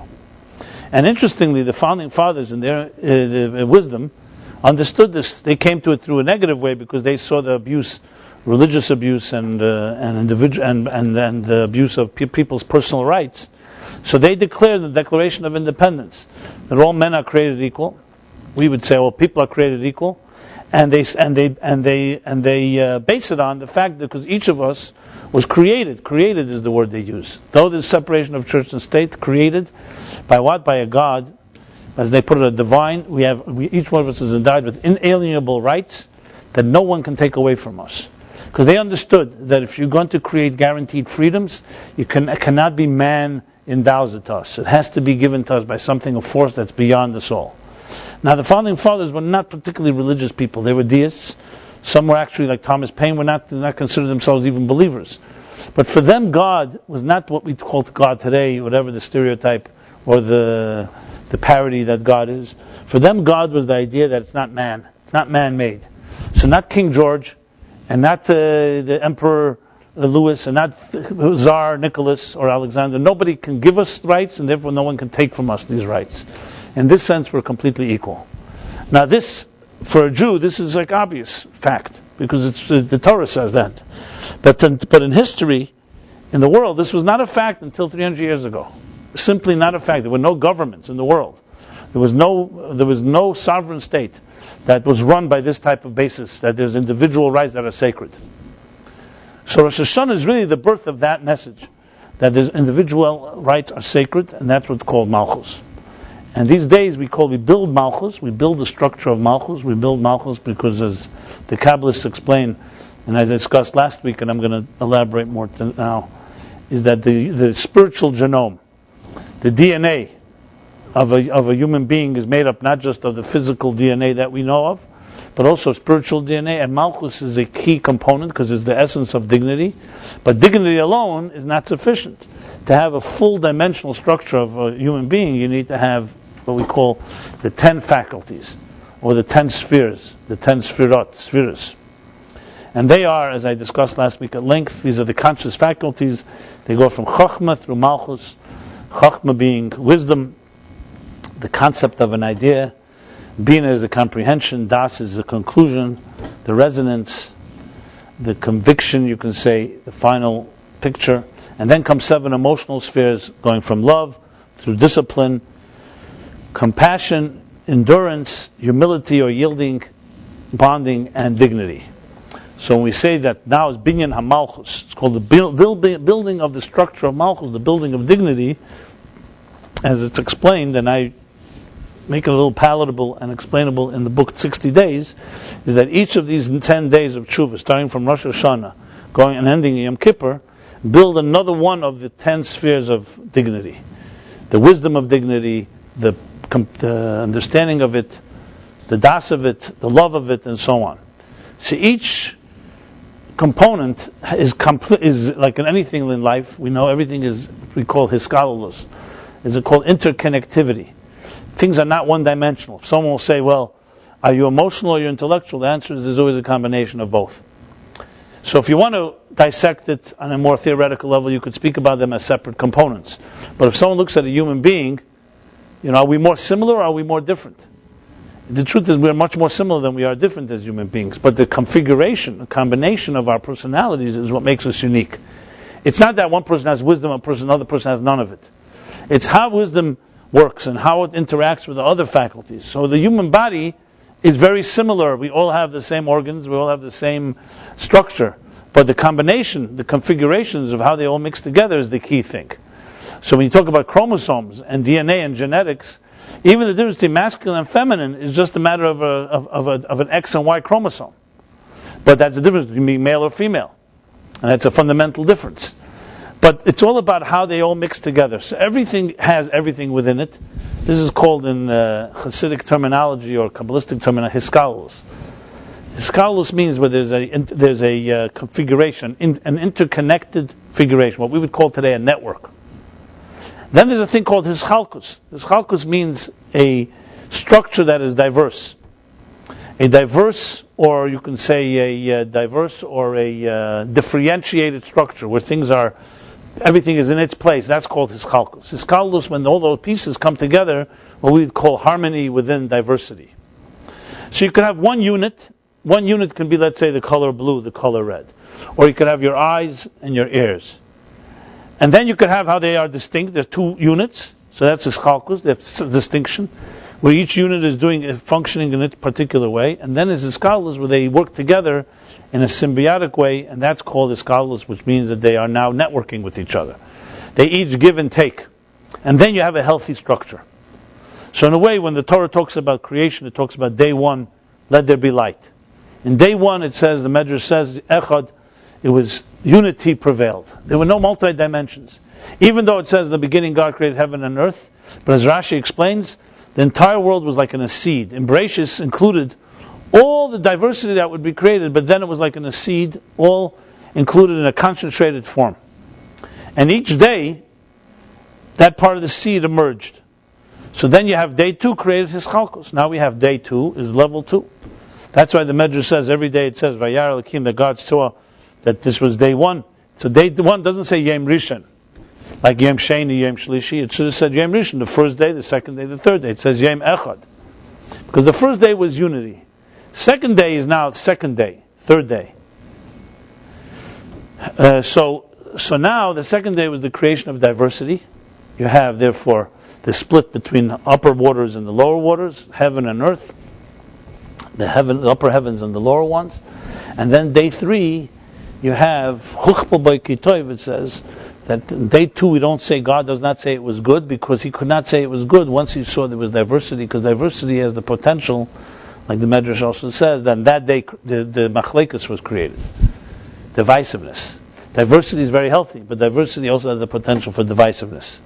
Day 3, when vegetation was created, there was the creation of Hiskalos, what we would call Shalom, peace.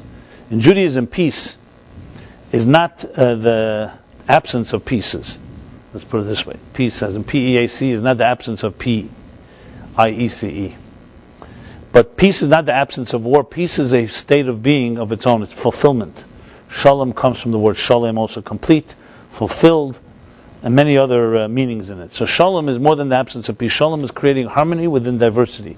So day 3, Medrash says, that's where God says twice today was good. Because today, the good for day 3 and the good for day 2, recognizing the diversity of day 2, led to the harmony of day 3. Or, unfortunately, tragically, it could also lead to the destruction, it could lead to war. So day 1, you have no potential for war. Day 2, you have potential for divisiveness. Day 3, you find the harmony, the hiskalos. So in Kabbalistic terminology, you have the idea of, let's say, Echad, oneness, then Hischalkus, 2, and 3 is the symbol of harmony, Hiskalos. We say it every morning in the prayer. We say that in the rules and the methodology of how to study Torah, it says, Shnei ksuvim machishim zeh, 2 verses that contradict one another. Uba kosav ashlishi comes the third verse, Umachriya b'neim. Machriya. Machriya is like creating peace. It reconciles between them. This does not mean that it takes a side. It's not 2 against 1. It finds the common denominator between 2 diverse verses and shows how they don't contradict, and each one contributes their particular message. And that's the true symbiosis of existence, of nature, of the human body. Diversity that is working in harmony. If, God forbid, all our cells would suddenly begin to melt away their diversity and become one, we'd have destruction. The beauty is that it's diverse, each doing its function, yet there's like a conductor that's bringing them all together and is playing one melody, one music. That's a healthy human being. Autoimmune diseases, or any disease where the body turns on itself, is an example of where you're lacking that type of hiskalos. So as we were discussing last week, I want to continue this discussion, this part 2, understanding the inner structure of who we are is obviously the key to understanding our behavior, our lives, what we can do about our lives, where things are working, where things aren't working. No one needs explanation when it comes to on the medical level, that if you want to understand yourself, you need to know what makes you function. So when things are going well, obviously everything is, people take for granted their blessings. But the idea of understanding how we function is the key to when there's a problem, or how to maintain health, or how to preempt illness and disease. The key is to understanding what makes the body function. And that's not a simple question or answer, because the body may have many, many components, and you can't just say what makes it function. A lot of things make it function.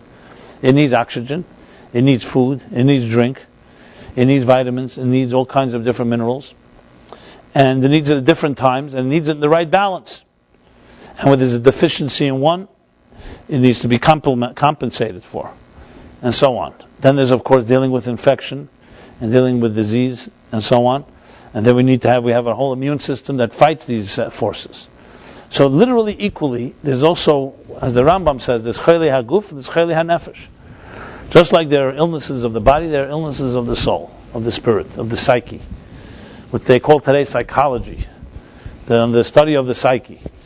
And there too, to really appreciate and to be the healthiest one can be, and to live up to our greatest potential, and at the same time also to prevent or preempt disease on that level, psychological challenges. There's also, the key is to understanding yourself, understanding that your psyche and your soul is made up of components. So last week I laid out some of the map that I just now summed up as well, of the 10 spheres, the conscious genome, which means that these 10 spheres, as they interact with each other, is what shapes and defines who we are. So if you wanted to get a diagnosis of where you are psychologically and emotionally, the first step is to understand what your chachma is like, your bina, your das, your chesed, gvura, teferes, netzach, chayid, yesod, malchus. And that's a painstaking process. That's why we have 10 days of tshuva. Each day focusing on one of those and simply knowing, where do you stand? And not just from 1 to 10, but how strong is it, how weak is it, and so on. Until you don't get that type of diagnosis, it's very hard for a person to say, okay, how do I solve my problems? It's very hard to solve a problem in general terms. It would be like coming to the doctor and saying, look, something hurts. And he says, well, what hurts? And you say, I don't know, just everything hurts. That's not that. You'll never solve problems like that. Divide and conquer. You have to isolate and identify a particular area that is the problem. And then you work your way backwards and try to identify and isolate, and in process of elimination, what could be the root, the cause of that particular problem.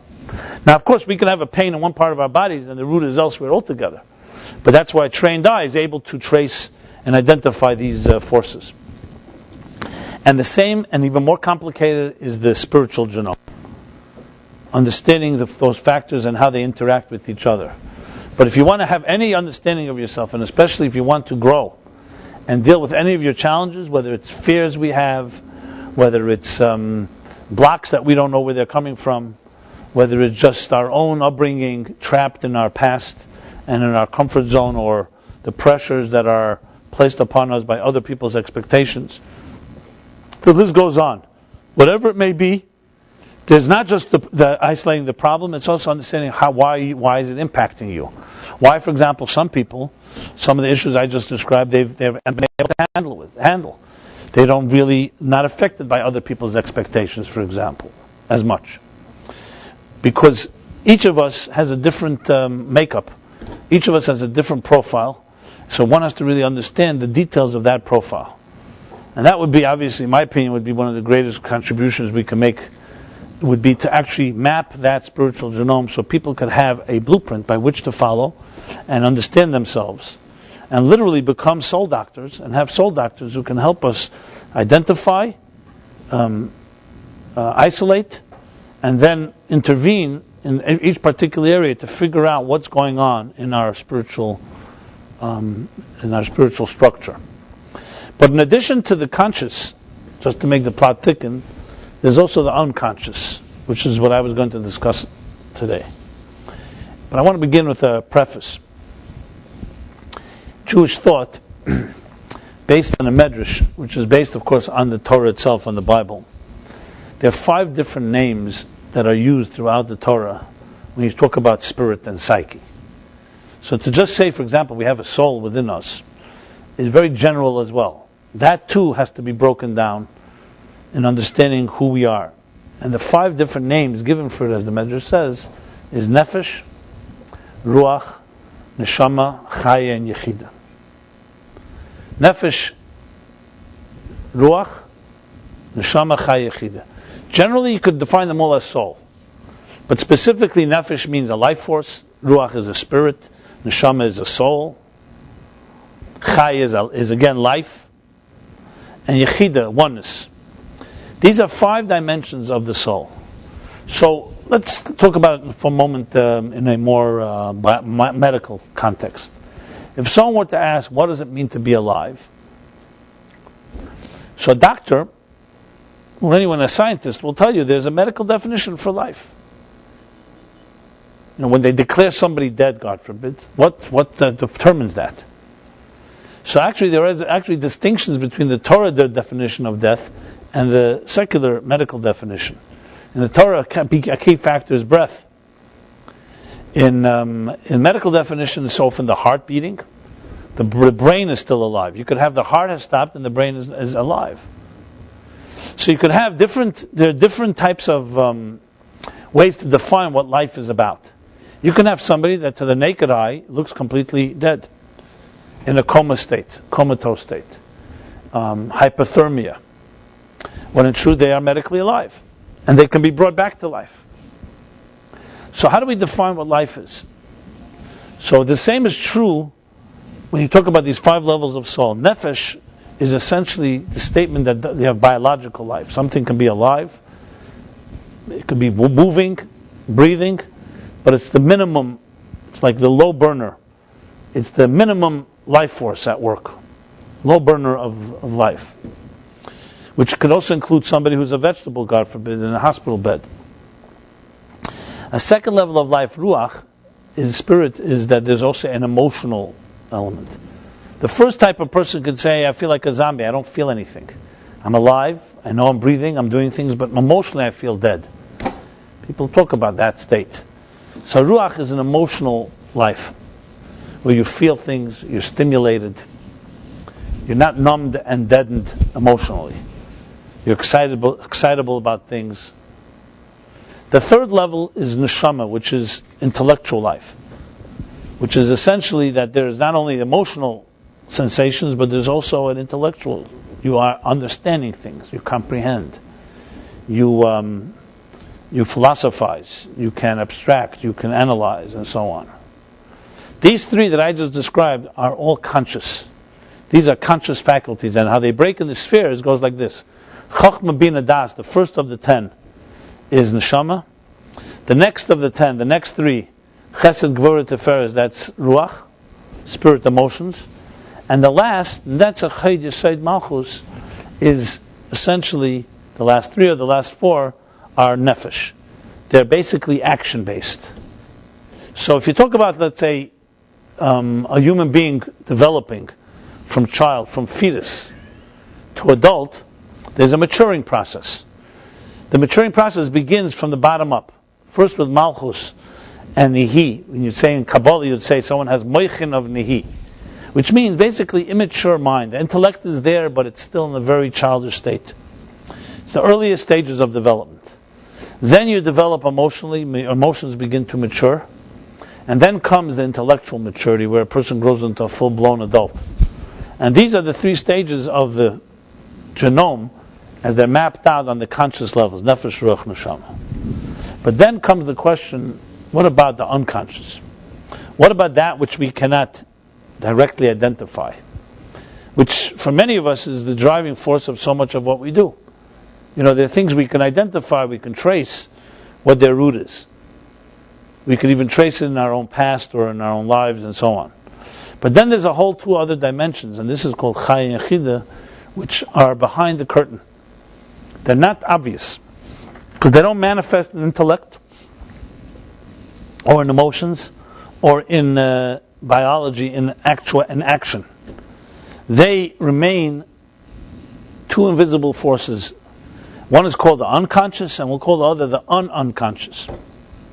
So Chaya, these are called in Kabbalistic and Hasidic terminology, makifim.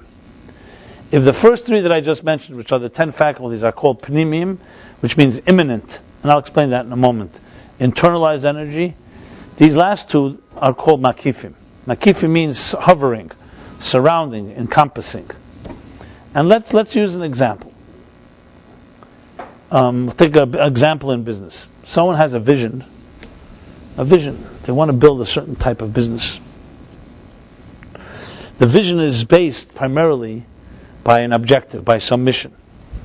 Let's say the mission statement of Google is to organize all the information of the world and make it readily accessible. That's a vision, a mission. That line itself doesn't do anything. But without that line, the whole company is meaningless. So in many companies you'll find that people who are the vision people, there's the vision guy.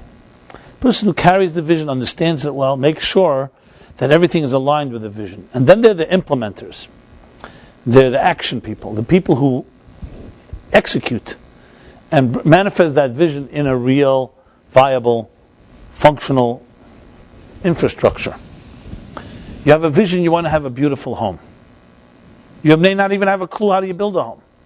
That vision informs an architect, engineers, who will then draw blueprints, and in turn will hire all the contractors and the needed people, the craftsmen, to build for you the home you wish. Now you go to one of those craftsmen who may be an electrician or a plumber or a designer. They may not know your entire vision. They just need to know what they need to know in that component and that particular area of what they have to build. Moses and Bezalel were classic, vision and architect. Sometimes the CEO and the president, or the chief executive officer, chief operations officer. So when Moses began and told, what did he say? God says to him, build for me a temple and I will rest among them. Moses comes and says exactly that. He hires Bezalel, the architect. And he says, and that's how the Torah begins. He says, build first an ark and a menorah, a shulchan, a table. And the Talmud says that Bezalel, the architect, comes back to Moses and says to Moses, I don't understand. It's not the way of the world. The way of the world, you don't first build containers and then you build a structure. First you build a structure, a building, and then you bring the containers in there. If I go according to your plan, basically I'll build containers. Where am I going to put them? And Moses rethought this and asked God, however different way that it's explained. Moses says, yes, Bezalel, that's your Batzal Kael, that you have the wisdom. What did Moses did not realize this? And he told them to build it that way, and that's how it was built. First they built the areas, first they built the tapestries, the structure, the walls, and then they built the containers. Moses was not practical enough to understand that because Moses was a visionary.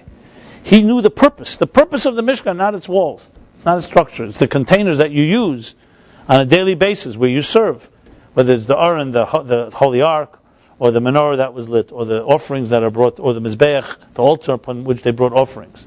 But an architect works from the bottom up. He has to know how to implement. And implement is detail by detail.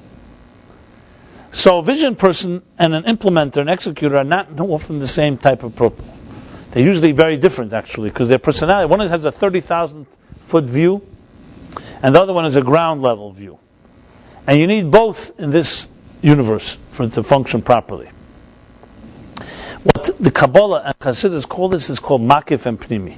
Makif is the vision. It's the overall vision, the overall desire for something you want. On that level, details are inconsequential, or they're only a means. And then there is Pnimim, where is the actual instruments. An artist has in his mind, or her mind, or an author, or a composer of music, a beautiful piece of art. In their heart and soul, it has not yet taken on shape and form. But they know what message they want to convey. Then comes step 2 of actually taking an easel, and a paintbrush, and a canvas, and paint, and beginning to express this particular structure, this particular piece of art. So everything begins with a vision which is a makif, an all-hovering, all-encompassing force. And then you have a pnimi, which is internalized and integrated energies, integrated circuits. So take the human body. We also have these two forces. On one hand, every part of the body is its particular paintbrush. It's its particular shape and color and hue and nuance. And very, very particular and very precise and very rigid, as a matter of fact. But then you have some type of invisible conductor, an invisible coordinating force. We call it the vision, the desire, the keser, the makif, that controls the whole thing and says, now work together, you're one human being. Work as one unit.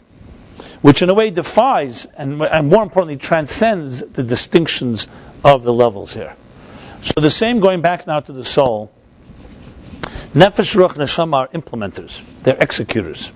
They're the tools we use whether it's intellectual tools, emotional tools, or action-based tools. And then there's the driving forces. There's the unconscious chaya, we'll call it the vision that is called makif akarev.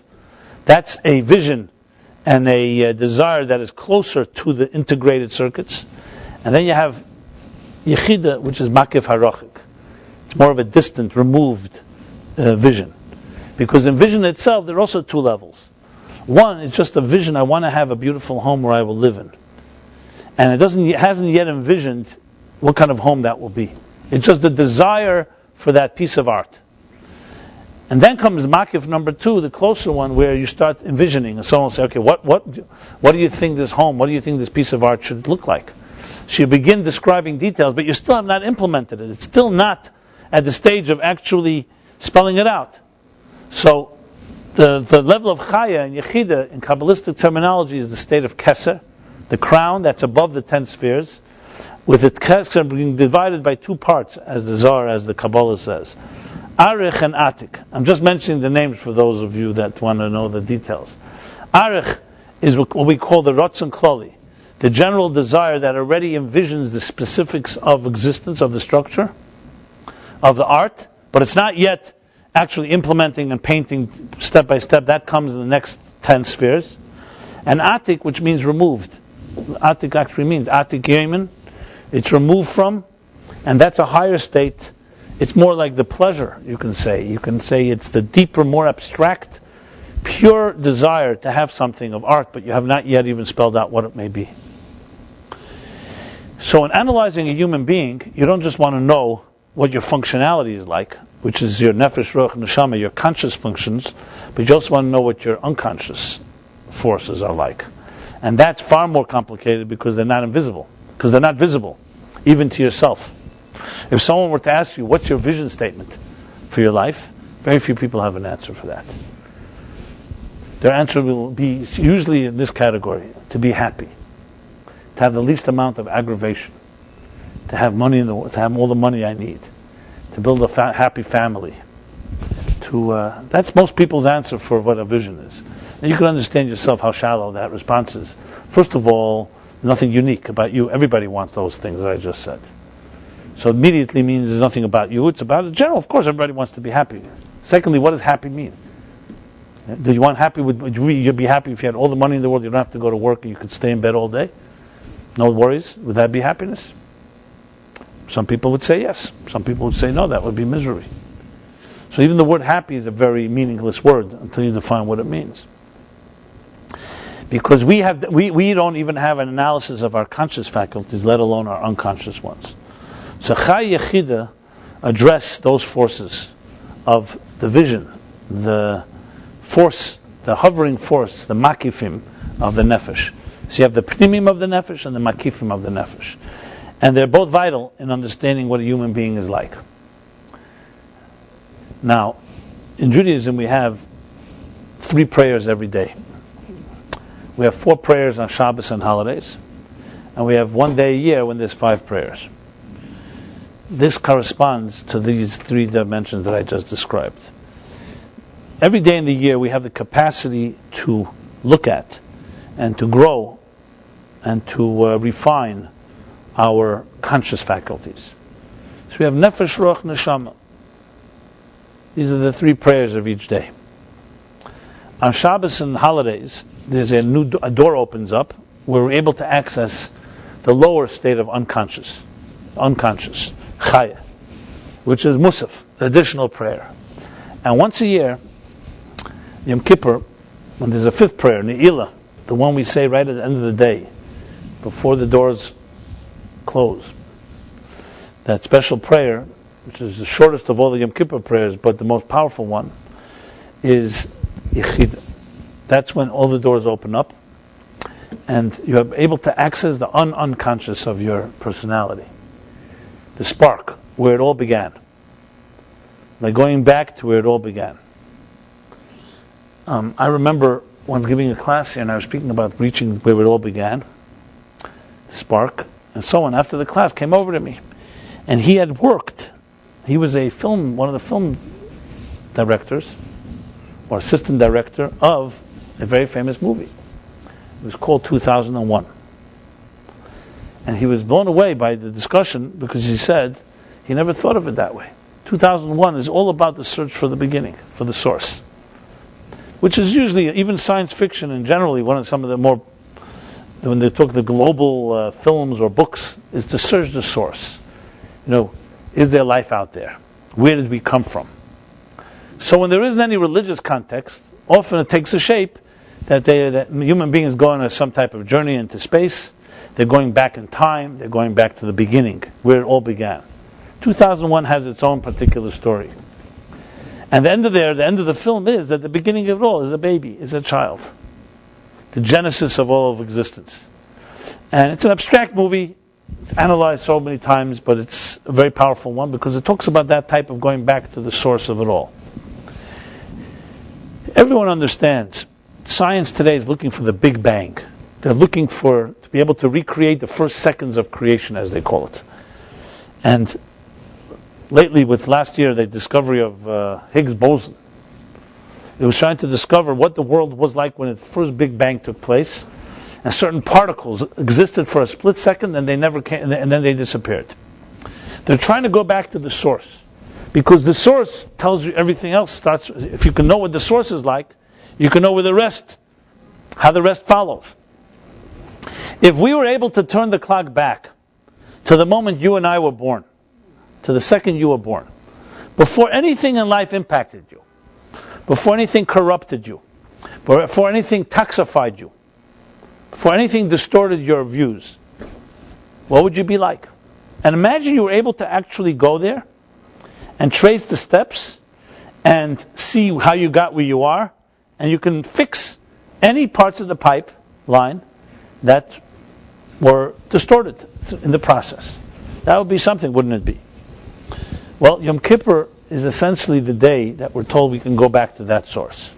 You can't physically go back in time, perhaps, but you go back to the source, because remember, we're talking about a space that is beyond space and time. So you're going back to the psyche, you're going back to the root of where the psyche originates from. That spark. So in Eitz Chaim, in the book of Eitz Chaim, the Tree of Life from the Arizal, he says that there's a spark, Yechida, that connects with the Yachid, with the oneness of the divine. Yechida liyachdecha, we say in the Yeshainas, in Sukkot. What does this mean? That there's a little spark of a flame that connects to the mother flame, to the top, to the root of it all. And in Yom Kippur, we're able to access it. And when you access it, you can actually open up a channel from there to ourselves, to our conscious lives. The question is how. So there are really two key things to be able to access and, more importantly, channel it in our lives. Two key tools. But as you'll see in a moment, these tools are easier said than done, and much harder to master than one would think. But before I get to the tools, let me just say this. The tools are really not meant to help you find a spaceship that can take you back to the source, the Yechida, the fifth level. They're really tools to help get rid of the things that don't let you get there. Because it's always there. I always quote Michelangelo's statement, I saw the angel trapped in the marble, and I carved and set her free. So the angel is there, the flower is there, the beauty is there, the spark is there. We have wandered away, and we cannot find the way back. So the methods are not about how do you find this magic, but it's really how do you cut through all the garbage that is blocking you from accessing that magic, that spark. So think of it like a pilot flame, a master flame that's within you, but it's so buried under layers and layers and layers of sediment and experiences, including your own cynicism and skepticism and resignation and all the other fears, inhibitions, and whatever other psychological name you can come up with that doesn't let you access it. So the question is, how do you get from here to there? Not that how to find it, it's how you can get there. There's an expression that we say later, Shmini Atzeres, at the end of the holiday. It says that after 7 days of the holiday, and all these holidays, God says to the Jewish people, now that we're about to part ways, Kol Shalai Pridaschem, it's difficult for me to see you part from me and go back into your regular lives. So let's take one day, Yom Shmini Atzeres, let's spend one day together. a retention, a day of retention, Shmini Atzeres, to retain and spend the day together, just ourselves. The interesting expression there doesn't say Kasha Lai Pridasenu. It should have said it's difficult, the parting. If you love somebody, and you know that tomorrow they're about to leave, you'll say it's difficult for us, our parting. That's the way you'd say it. Our parting is difficult for me. God says Pridaschem. It's difficult for me is your parting. It doesn't say our. Because the parting is only on our end. There's no real parting going on. In our perception, we don't see the connection. Existential loneliness is a result of human beings not sensing the source. Not that it's not there, it's not sensing it. To the point that we convince ourselves it's not there. So I was going to say two things are necessary, but really three things are necessary. The first thing is you have to believe it's there. Because if you've convinced yourself it's not there, and it's really, the whole thing is just made up, or it's an illusion, or inaccessible, then there's nothing to talk about. You're not going to access your own purest sense of self, your unconscious, going back to the source, if you don't believe it's there. It's just not possible. It won't allow itself to even emerge if you don't believe in it. So the first thing is you have to know that we have a source, and that source is available and accessible to you. So what are the two key forces, the two key tools that are necessary to access the source, or to better put, to shed the layers, to strip away the shrouds? These are, one we'll call Kabbalah Sel, and two is called Yegiya. That's in Hebrew. In English, Kabbalah Sel means the ability to go beyond your rational analysis. In broader terms, it really means commitment. Real commitment is never based purely on rational terms. Because if you think about a contractual agreement, for example, as we all know, every contract is, by definition, that's what a contract is, that it has conditions. Number one, you want to have an exit strategy. Number two, you want to be protected. Number three, you don't want to be in bed with someone the rest of your life. So there's conditions.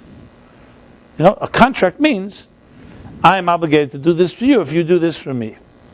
So you promise to do this, I promise to do that, and that's it. That's our relationship. It's conditional commitment.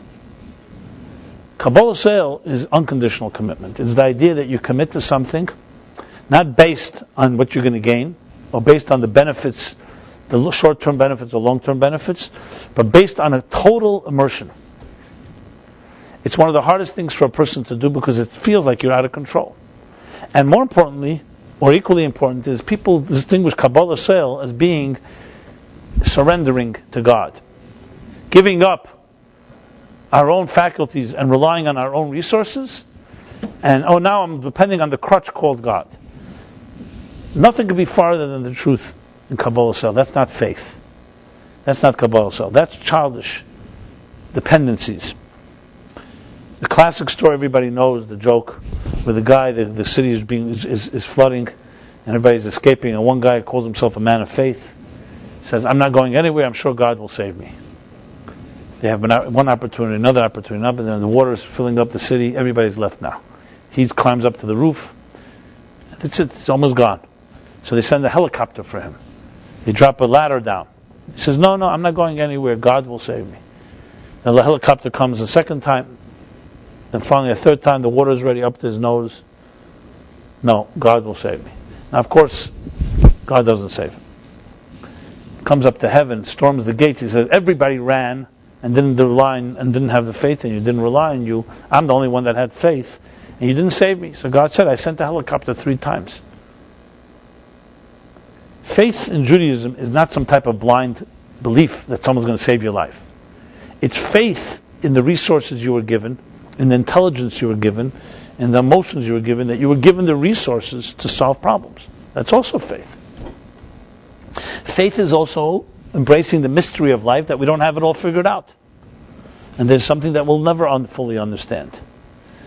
People of real faith are the strongest people on earth. The people who know that the mind takes you to a door, and then there's a door you can only enter with some type of higher commitment. Falling in love, is this an act of faith? Some call it an act of insanity. But it's definitely not an act of rational. The mind can tell you it's a good idea, but it can't tell you this is absolutely the person for you. Commit the rest of your life to this. So there's an element of allowing ourselves to free ourselves from our own minds and our own rationale and our own rationalizations and calculations. And if you can't do that, you never can access Yechidah. There's just no way. Because that part of our soul is not defined, the calling card to get there is not based on intellect. Intellect can take you to Nefesh, Ruach, Neshama, at best. It can also extrapolate a little to Chaya and realize there's also a vision behind all of this. But the vision of all visions, the source that preceded intellect, cannot be contained by intellect. Intellect is a product of it. Logic is a product of it. When Abraham went to search for God, so first that's what he did. He used his mind and said, through a process of elimination, where is God? It can't be the idols that my father manufactures. That's ridiculous. And then he said, maybe it's nature. Then he realized the sun and moon and every nature is all part of existence. It can't be that either, because they're also part of the same existence. So maybe it's some invisible force. And then he came to realize this conclusion. He says, I'm searching for it as if I have it all figured out. If I want it to emerge, I have to suspend all my tools and let it just emerge. Because a part cannot dictate the whole. If you're part of a reality, you want to understand all of reality, how could a part dictate the whole? The whole dictates the part. So you realize the mind is a very good tool. So are the emotions, and so is intuition. But all of it together is not enough. You need something all that leads you to a door, and then you realize there's some mystery that's beyond you, and it's not going to be under your control and through your intellect and emotions. So step number one in Yechidah is Kabbalah sale, which is why Yom Kippur and Rosh Hashanah demand from us so much. They demand total devotion.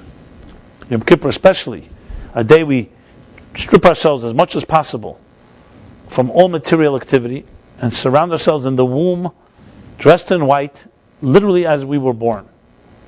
And we try to connect to that source. We try to completely submit. Because as long as you're bringing your activities, your work, and your aggravations, and your investments, Yechidah cannot emerge. You need to take everything away and allow that to emerge. The second thing I call Yigiyah, effort. Effort is the second element that requires work. It's not going to come easily. It requires work. It requires battle, exertion, overcoming all kinds of obstacles, including the inertia and the laziness of the status quo. And I'm going to explain how these two forces are key on a purely intellectual level.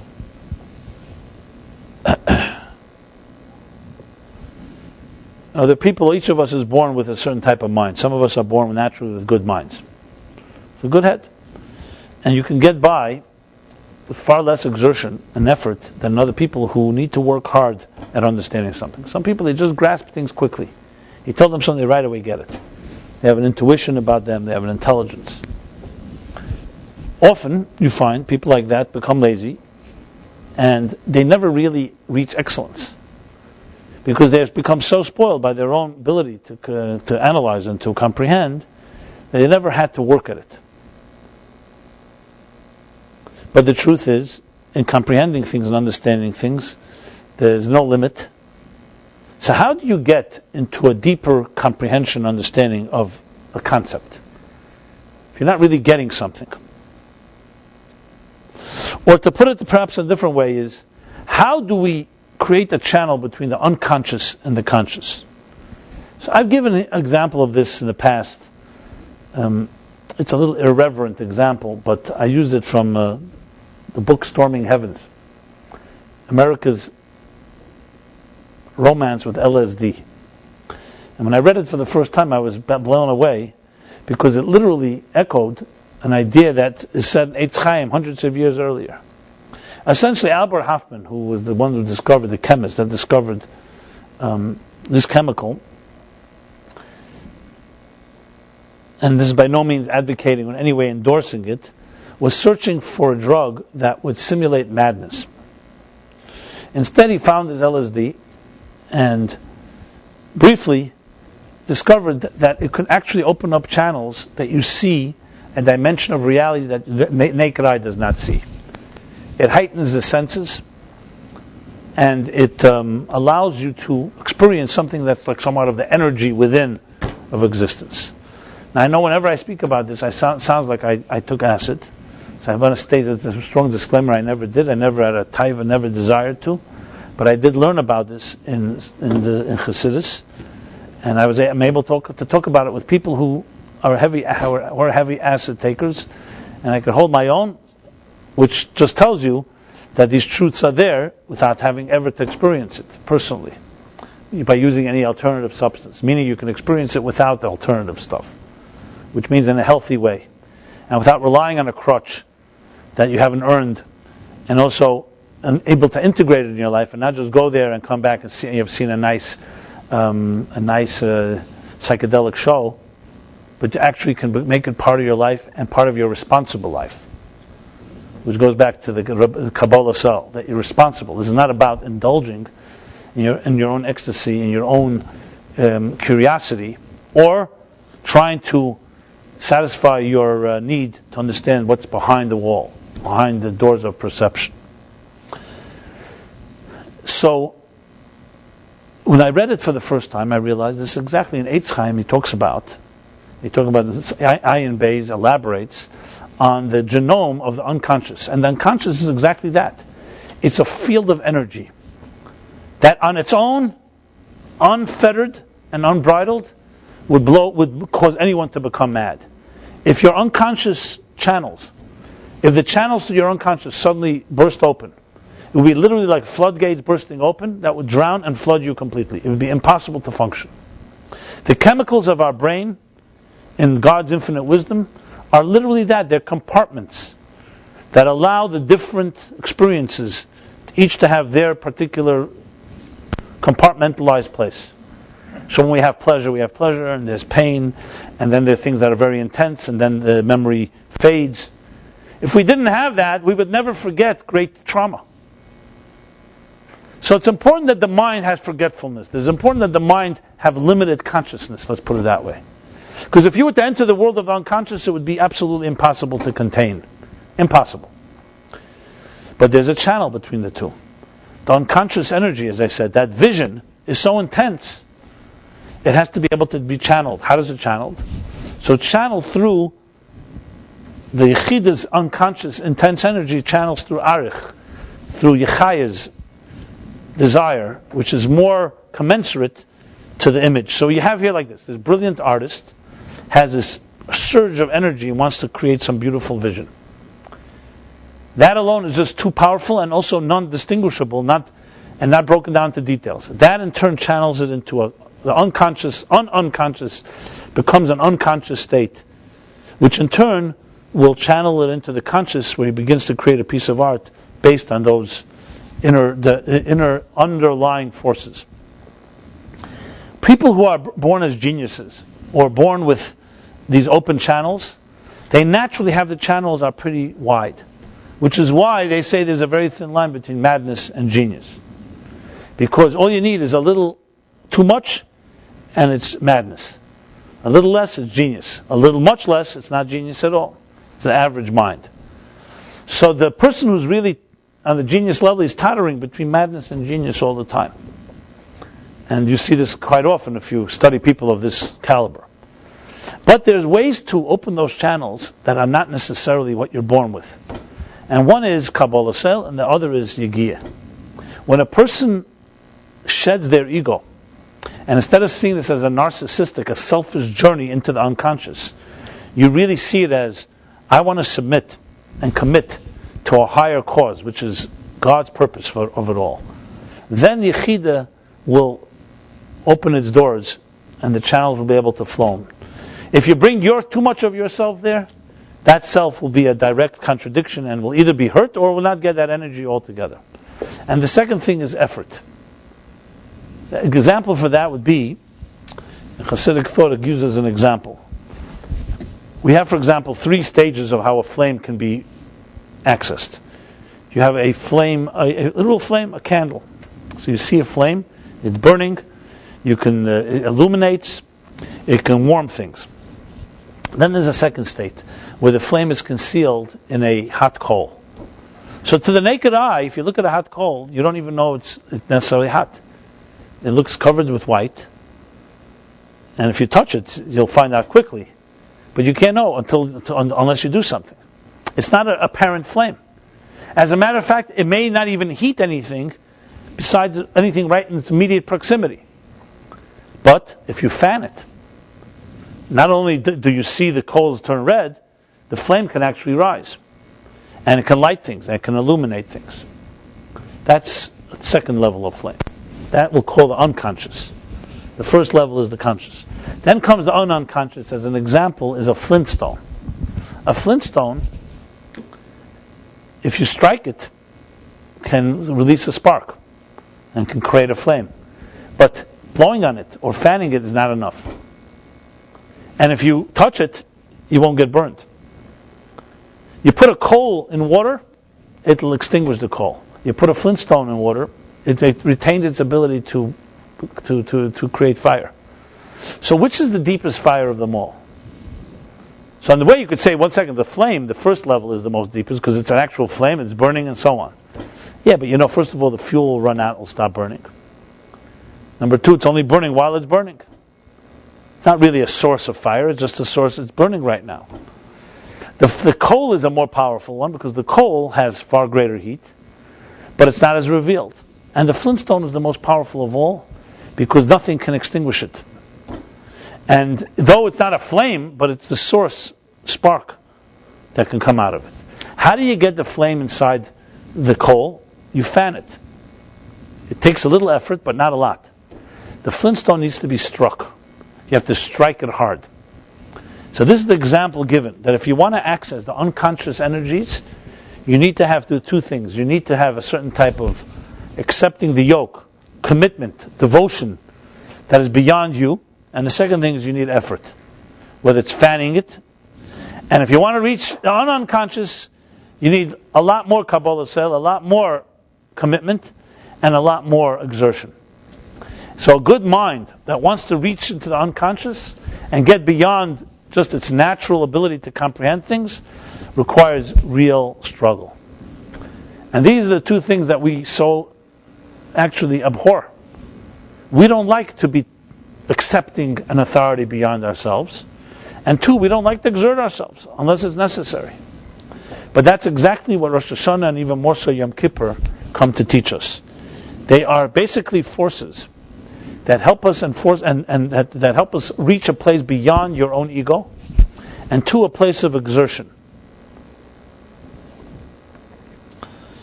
My whole life I grew up with Rosh Hashanah Kippur, obviously, as many traditional Jews did. And it's always an awesome day because simply the psychology of it is such. You grow up, it's so intense. Your parents, the day before, it's like a whole thing. But the skeptic that I am, and sometimes cynic as well, as I became a teenager, I started wondering what this whole thing is. This some type of intense programming? But then I saw some real Hasidim praying on Yom Kippur and Rosh Hashanah. Not many, but a few. And I saw that with the real thing. Most I met were lip service, and just did it by cultural. It was a cultural thing, a powerful cultural thing, and I'm not dismissing its value. But I saw a few people who are real and experienced it in a real way. I saw someone davening Rosh Hashanah without a minyan, didn't even know the minyan ended. 7 hours under a talus. And he was not sleeping. And I saw kind of how his face was glowing afterwards. And I realized it's a person who's working on himself. A person who's sitting there and gives it a lot of thought. He's not doing it automatically. No one does that automatically. It was a real effort of digging into the deepest parts and recesses of his soul to access that unconscious state. So there is real work involved, which unfortunately most of us were not taught. We're taught Rosh Hashanah and Kippur are very special days, awesome days, the day God writes and seals you in the book of life. You better get your act together. We all got a little superstition, so we think if I don't do the right things. You ever see baseball players? This one has this one, that's when they do all kinds of stupid machinations because if they don't do certain things, they think they're going to strike out or they're not going to hit. So all human beings have their superstitions. I don't do certain thing Rosh Hashanah, that's it. Who knows what's going to happen? But there's also great beauty, of course, in it, and power in it. But then there's a thing about Rosh Hashanah and Kippur which they should have taught us. And that is how it helps you access the source, your source, the deepest part of who you really are, where you came from. That is not really taught. And particularly Yom Kippur. Rosh Hashanah we did already. Yom Kippur, the fifth prayer, takes you on a journey through all the four levels of the soul and then into the fifth. And it literally is exactly that, a journey. But every journey comes with a price. There's no such thing as a free ride. The price is the Kabbalah sale and the Yagiyah. The price is that you have to be ready to shed yourself and your ego and allow something new to happen. And two, that you are ready to work at it and not going to take anything for granted. So that's the good news and the bad news, if you want to call it that. I don't call it bad news, it's all good news. Because then it's a trip worthy of taking. You always hear, and I see people have no problem when they go to workshops, how to open up creative channels, how to be a better writer, a better musician, a better lover, a better businessman. There's no problem when the person leading the workshop gets you out of your comfort zone. That's what they want to do. They want to get you out of your comfort zone. Everybody loves it. Why? Because what you're going to gain, I'm going to become a better whatever I want to be better at. And they use all kinds of methods, and people are rave about, I learned how to get out of my comfort zone. As a result, I learned to open up new channels of creativity. When it comes to applying this to anything that has a somewhat religious connotation, the whole thing is terrifying. Now, I know why, of course, the obvious reason, because religion was never presented as opening up channels. Religion is all about constricting people. Don't do this, don't do that, mind control. You behave like this, God's going to do this, God's going to do that. I'm trying to say is that the first thing we have to shed is these stereotypes, because it's absolutely not true. And I don't care if there are millions of people out there that are religious fanatics and brainless and empty in that sense. It makes no difference. That's not the Torah and Judaism that is real. And I'm not saying this is my new ideas. You can look it up yourself. These ideas of Yechidah, this fifth level, is not some concept I came with now in 2012, Tafshinai and Gimel. These are rooted in sources. They've just never taught us, and never taught us in a way that we can relate to it. It's the ultimate opening up of channels. So why should it be disturbing to know that, yes, you got to pay a price, and the price is you got to get out of your comfort zone. Simple as that. Every workshop, no matter what it is. Look at any athlete. I just met a family. They brought their daughter. They're giving their daughter tennis lessons at 6 years old and ski lessons. And I asked her, "How is it difficult?" She says, "I hate it."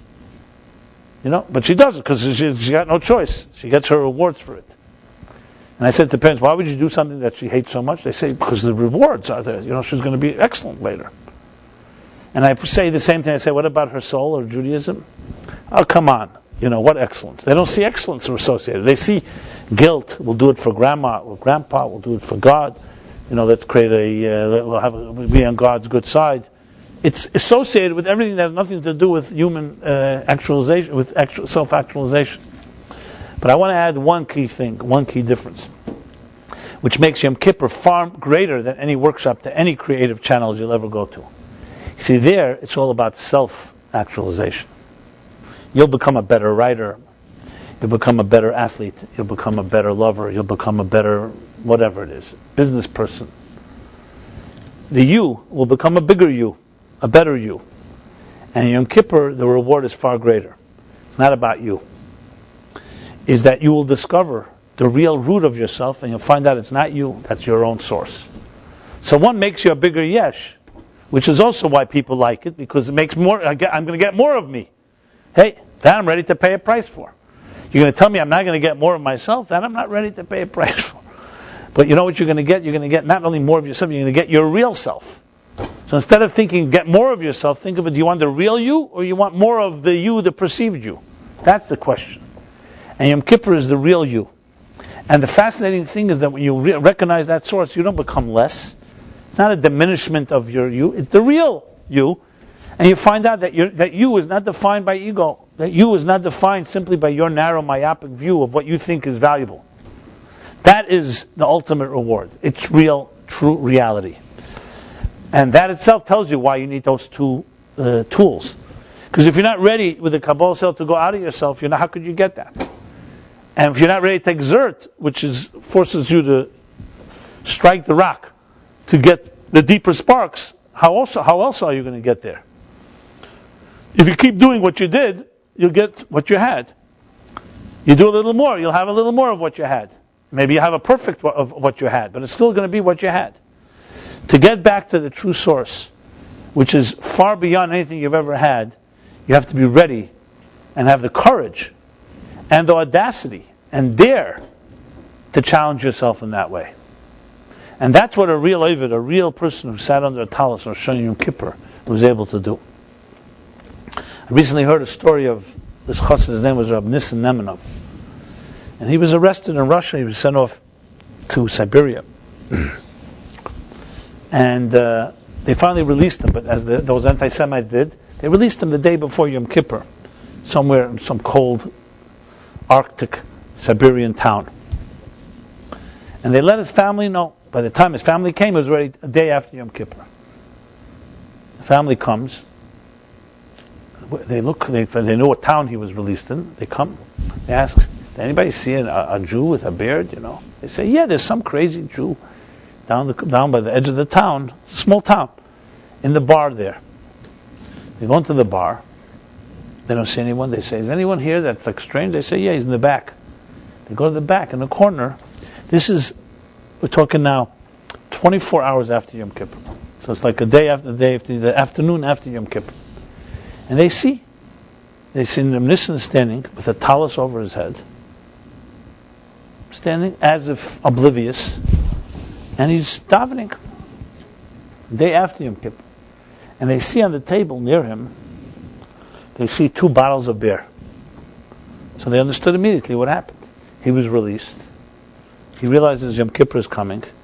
The mitzvah is you have to have 2 meals before, at least. So he's not going to go eat any food there. There was nothing kosher. So he bought 2 bottles of beer. One was the first meal. The second was the second meal. Then he stood and davening for the last almost 48 hours. Tell me, what is that? No one's watching. He's not getting points. There's no one around. This is a Jew who worked on himself and was connecting to his source. They tell a similar story with a chassid who there's a song called Anim Zmiris, that they heard him singing it because they came Yom Kippur. Everybody runs home after shul, right? After davening and the evening service. This fast is over. You got to get home to eat. It's also a mitzvah to eat, in case you need the mitzvah. It's not just because you're hungry. And one Jew didn't go. In the morning, they come to daven in the morning. People come a little later, the day after Yom Kippur. Because then we're absolved of all sins. And this guy is still in his kittel, in his white garment, and his talus, this chassid. And he's circling a bima, and he's dancing, singing a song. Very beautiful song. These are people who knew the secret of being real. They knew the secret of going into the deepest recesses of the soul, and not because they were culturally trained to do so. No one does this out of programming. When you're programmed, you know what a program is like. The program is when the program is over, you go home. You can't wait to go home. These are people who forgot that there is a home. Or they realize where their real home is. And you have stories like this of real people. Unfortunately, we don't have many. But this is what a real Yom Kippur experience is like. And this is the journey into the inner genome of the spiritual DNA of the psyche and the soul. Now, this doesn't mean it's not alive and kicking throughout the year, but Yom Kippur is a day when you actually have the ability, because certain doors open, certain layers are shed, it makes it easier. Now, what about people like ourselves?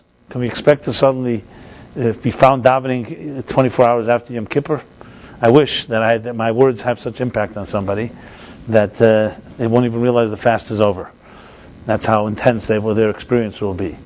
But if you haven't reached that level yet, let's put it this way. Knowing what's required is already the beginning of the journey. They say, have the cure. Awareness is half the cure of a problem. To understand what Yom Kippur really is about, to understand what traveling into, what your soul is really about, what you're really about, even if you're not yet ready, or you don't have all the tools, and have not really been trained, but you already have a beginning, you know what the goal is. And that alone is already an epiphany, an awakening. Because it allows you to think big. It allows you to think bigger than you've ever thought. We have within us an unbelievable, infinite, and unfathomable resource, reservoir. It's called the Yechida of your soul. You don't know it. You probably have never seen it. It's the driving force of who you are. What you know of is maybe the outer levels of the conscious faculties. Even that questions how aware we are of our conscious faculties. Your Chachma, your Bina, your Das, your Chesed, Gvura. We never even did that diagnosis. So imagine what you don't know. Even the conscious things we're not fully aware of, our potential. But you have this flame that's in there like a spark inside of a flintstone.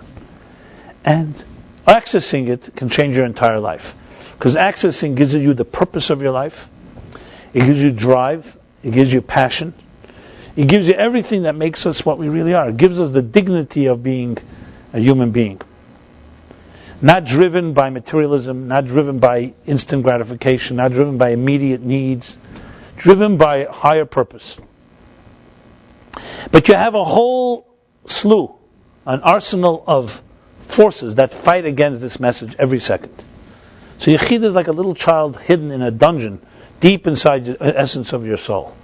And the rest of you is in control. You're doing this with your life, making money, I'm business, I'm showing off. I have anger, I have vengeance, I have plans, I have passions, I have desires. And you got yourself a whole game that you're playing with all the masks you wear, and that's what dominates your life. Yom Kippur asks us one day, think about the real you. Completely not what you think it is. Everything you know about yourself is false. It's not false in the sense that it's an illusion. It's meaning it's superficial. It's not anything what you really are about. So of course, to really appreciate this and get to the essence of it requires work. It requires effort. It requires a lot of exertion, and it requires that Kabbalah cell. But the key is to know each of us can do it.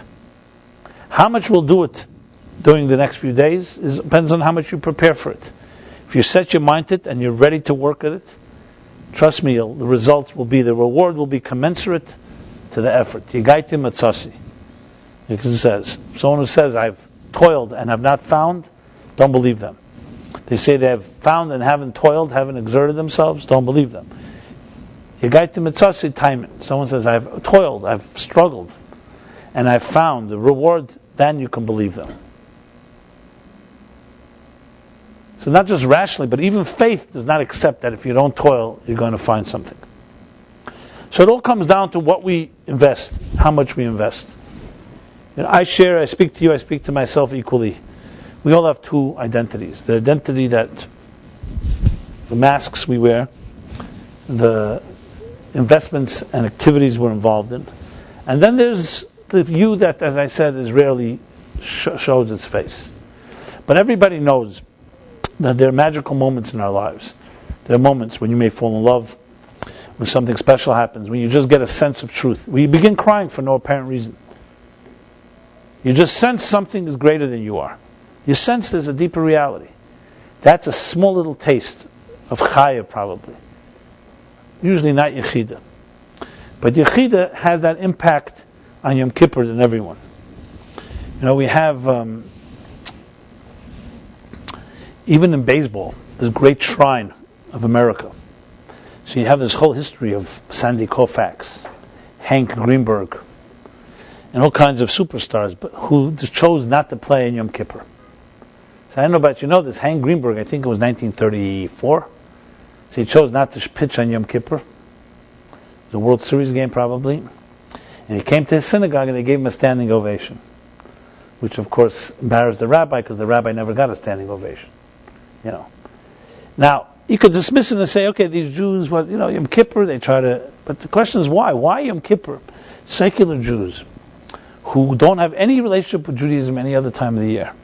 Yom Kippur is still on the map. It's still known. Most Jews know about Yom Kippur. And the synagogues fill up. So one reason is because the unconscious spark gets closer to its flame, it senses unconsciously that something is happening. And despite of all the layers And all people's experiences, there's something that awakens. The challenge, of course, is to hold on to it, to maintain it. It's not that easy. But something is there, and you could see it in Jewish world today, with all the assimilation. Yom Kippur still has. I met a guy, his name was Hal Linden. He was a writer, he was a copywriter for an advertising agency, and he was the main copywriter of two major campaigns. One was seatbelts save lives, and smoking kills.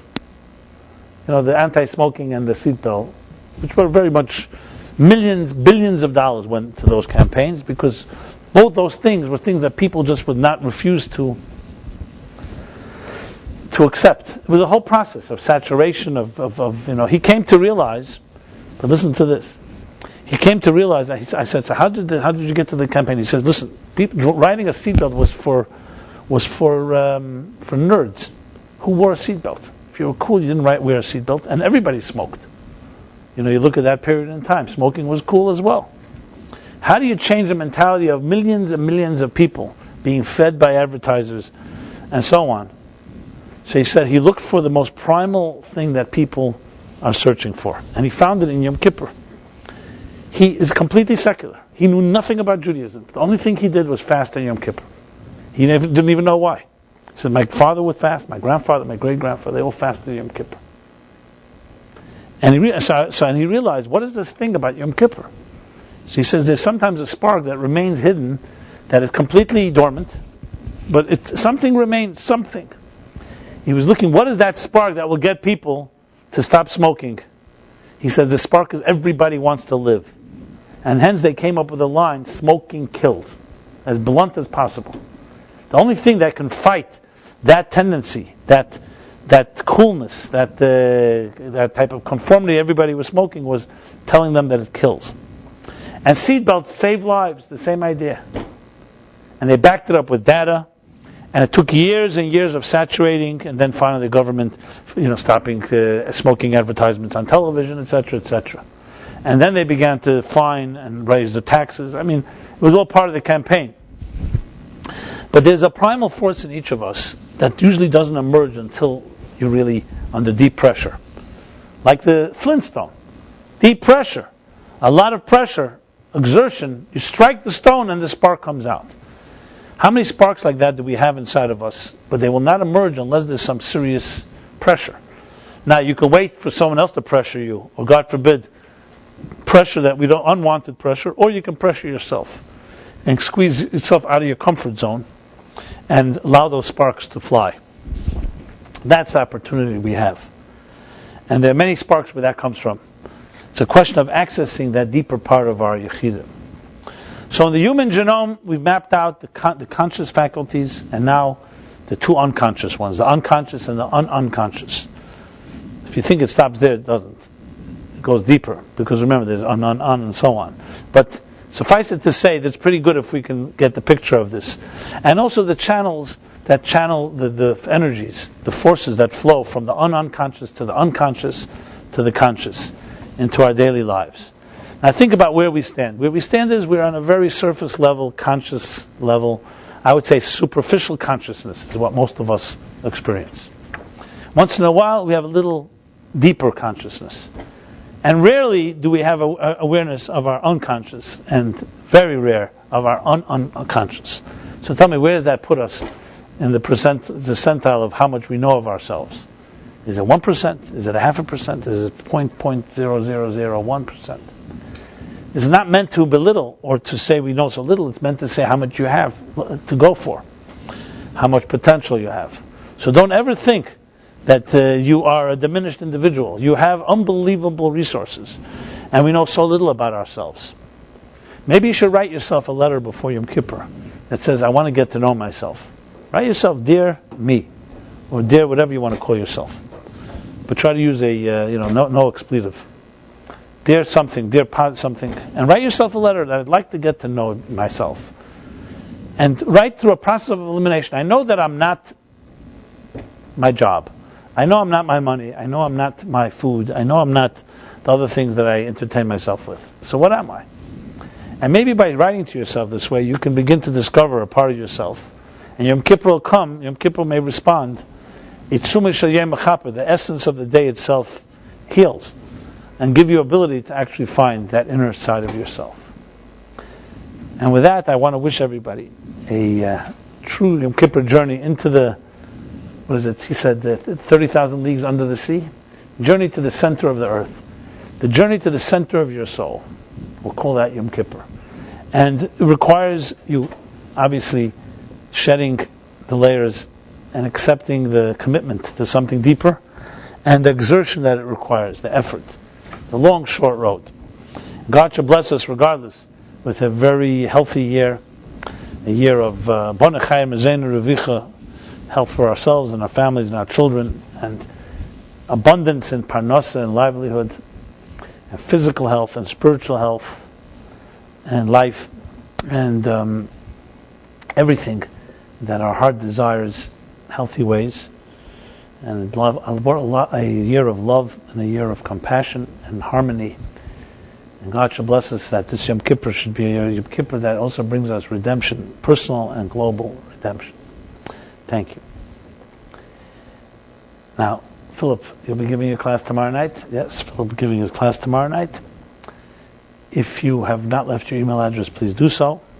I speak to everyone, whether it's those here or those in cyberspace. Next week we will not have a class because it's Yom Kippur actually, it's Wednesday. So around this time, it will be around a little after Nila, the Yom Kippur should be ending. No, now it's over already. Unless some of you are going to stay in shul and just keep davening until somebody comes and wakes you up. Let's see if that happens. And then, great, have a very good Yom Kippur. And then, the following week we also will not have a class. But I may do it online only. Online I may record something. The following week will be Sukkot, but I will be out of town. But we will keep you posted, especially by email. So please check your emails about the coming schedule for the next few weeks until the season is over, the holiday season is over. Everyone have a very good Yom Kippur and then a very good Sukkot. It should be a very blessed year in every possible way.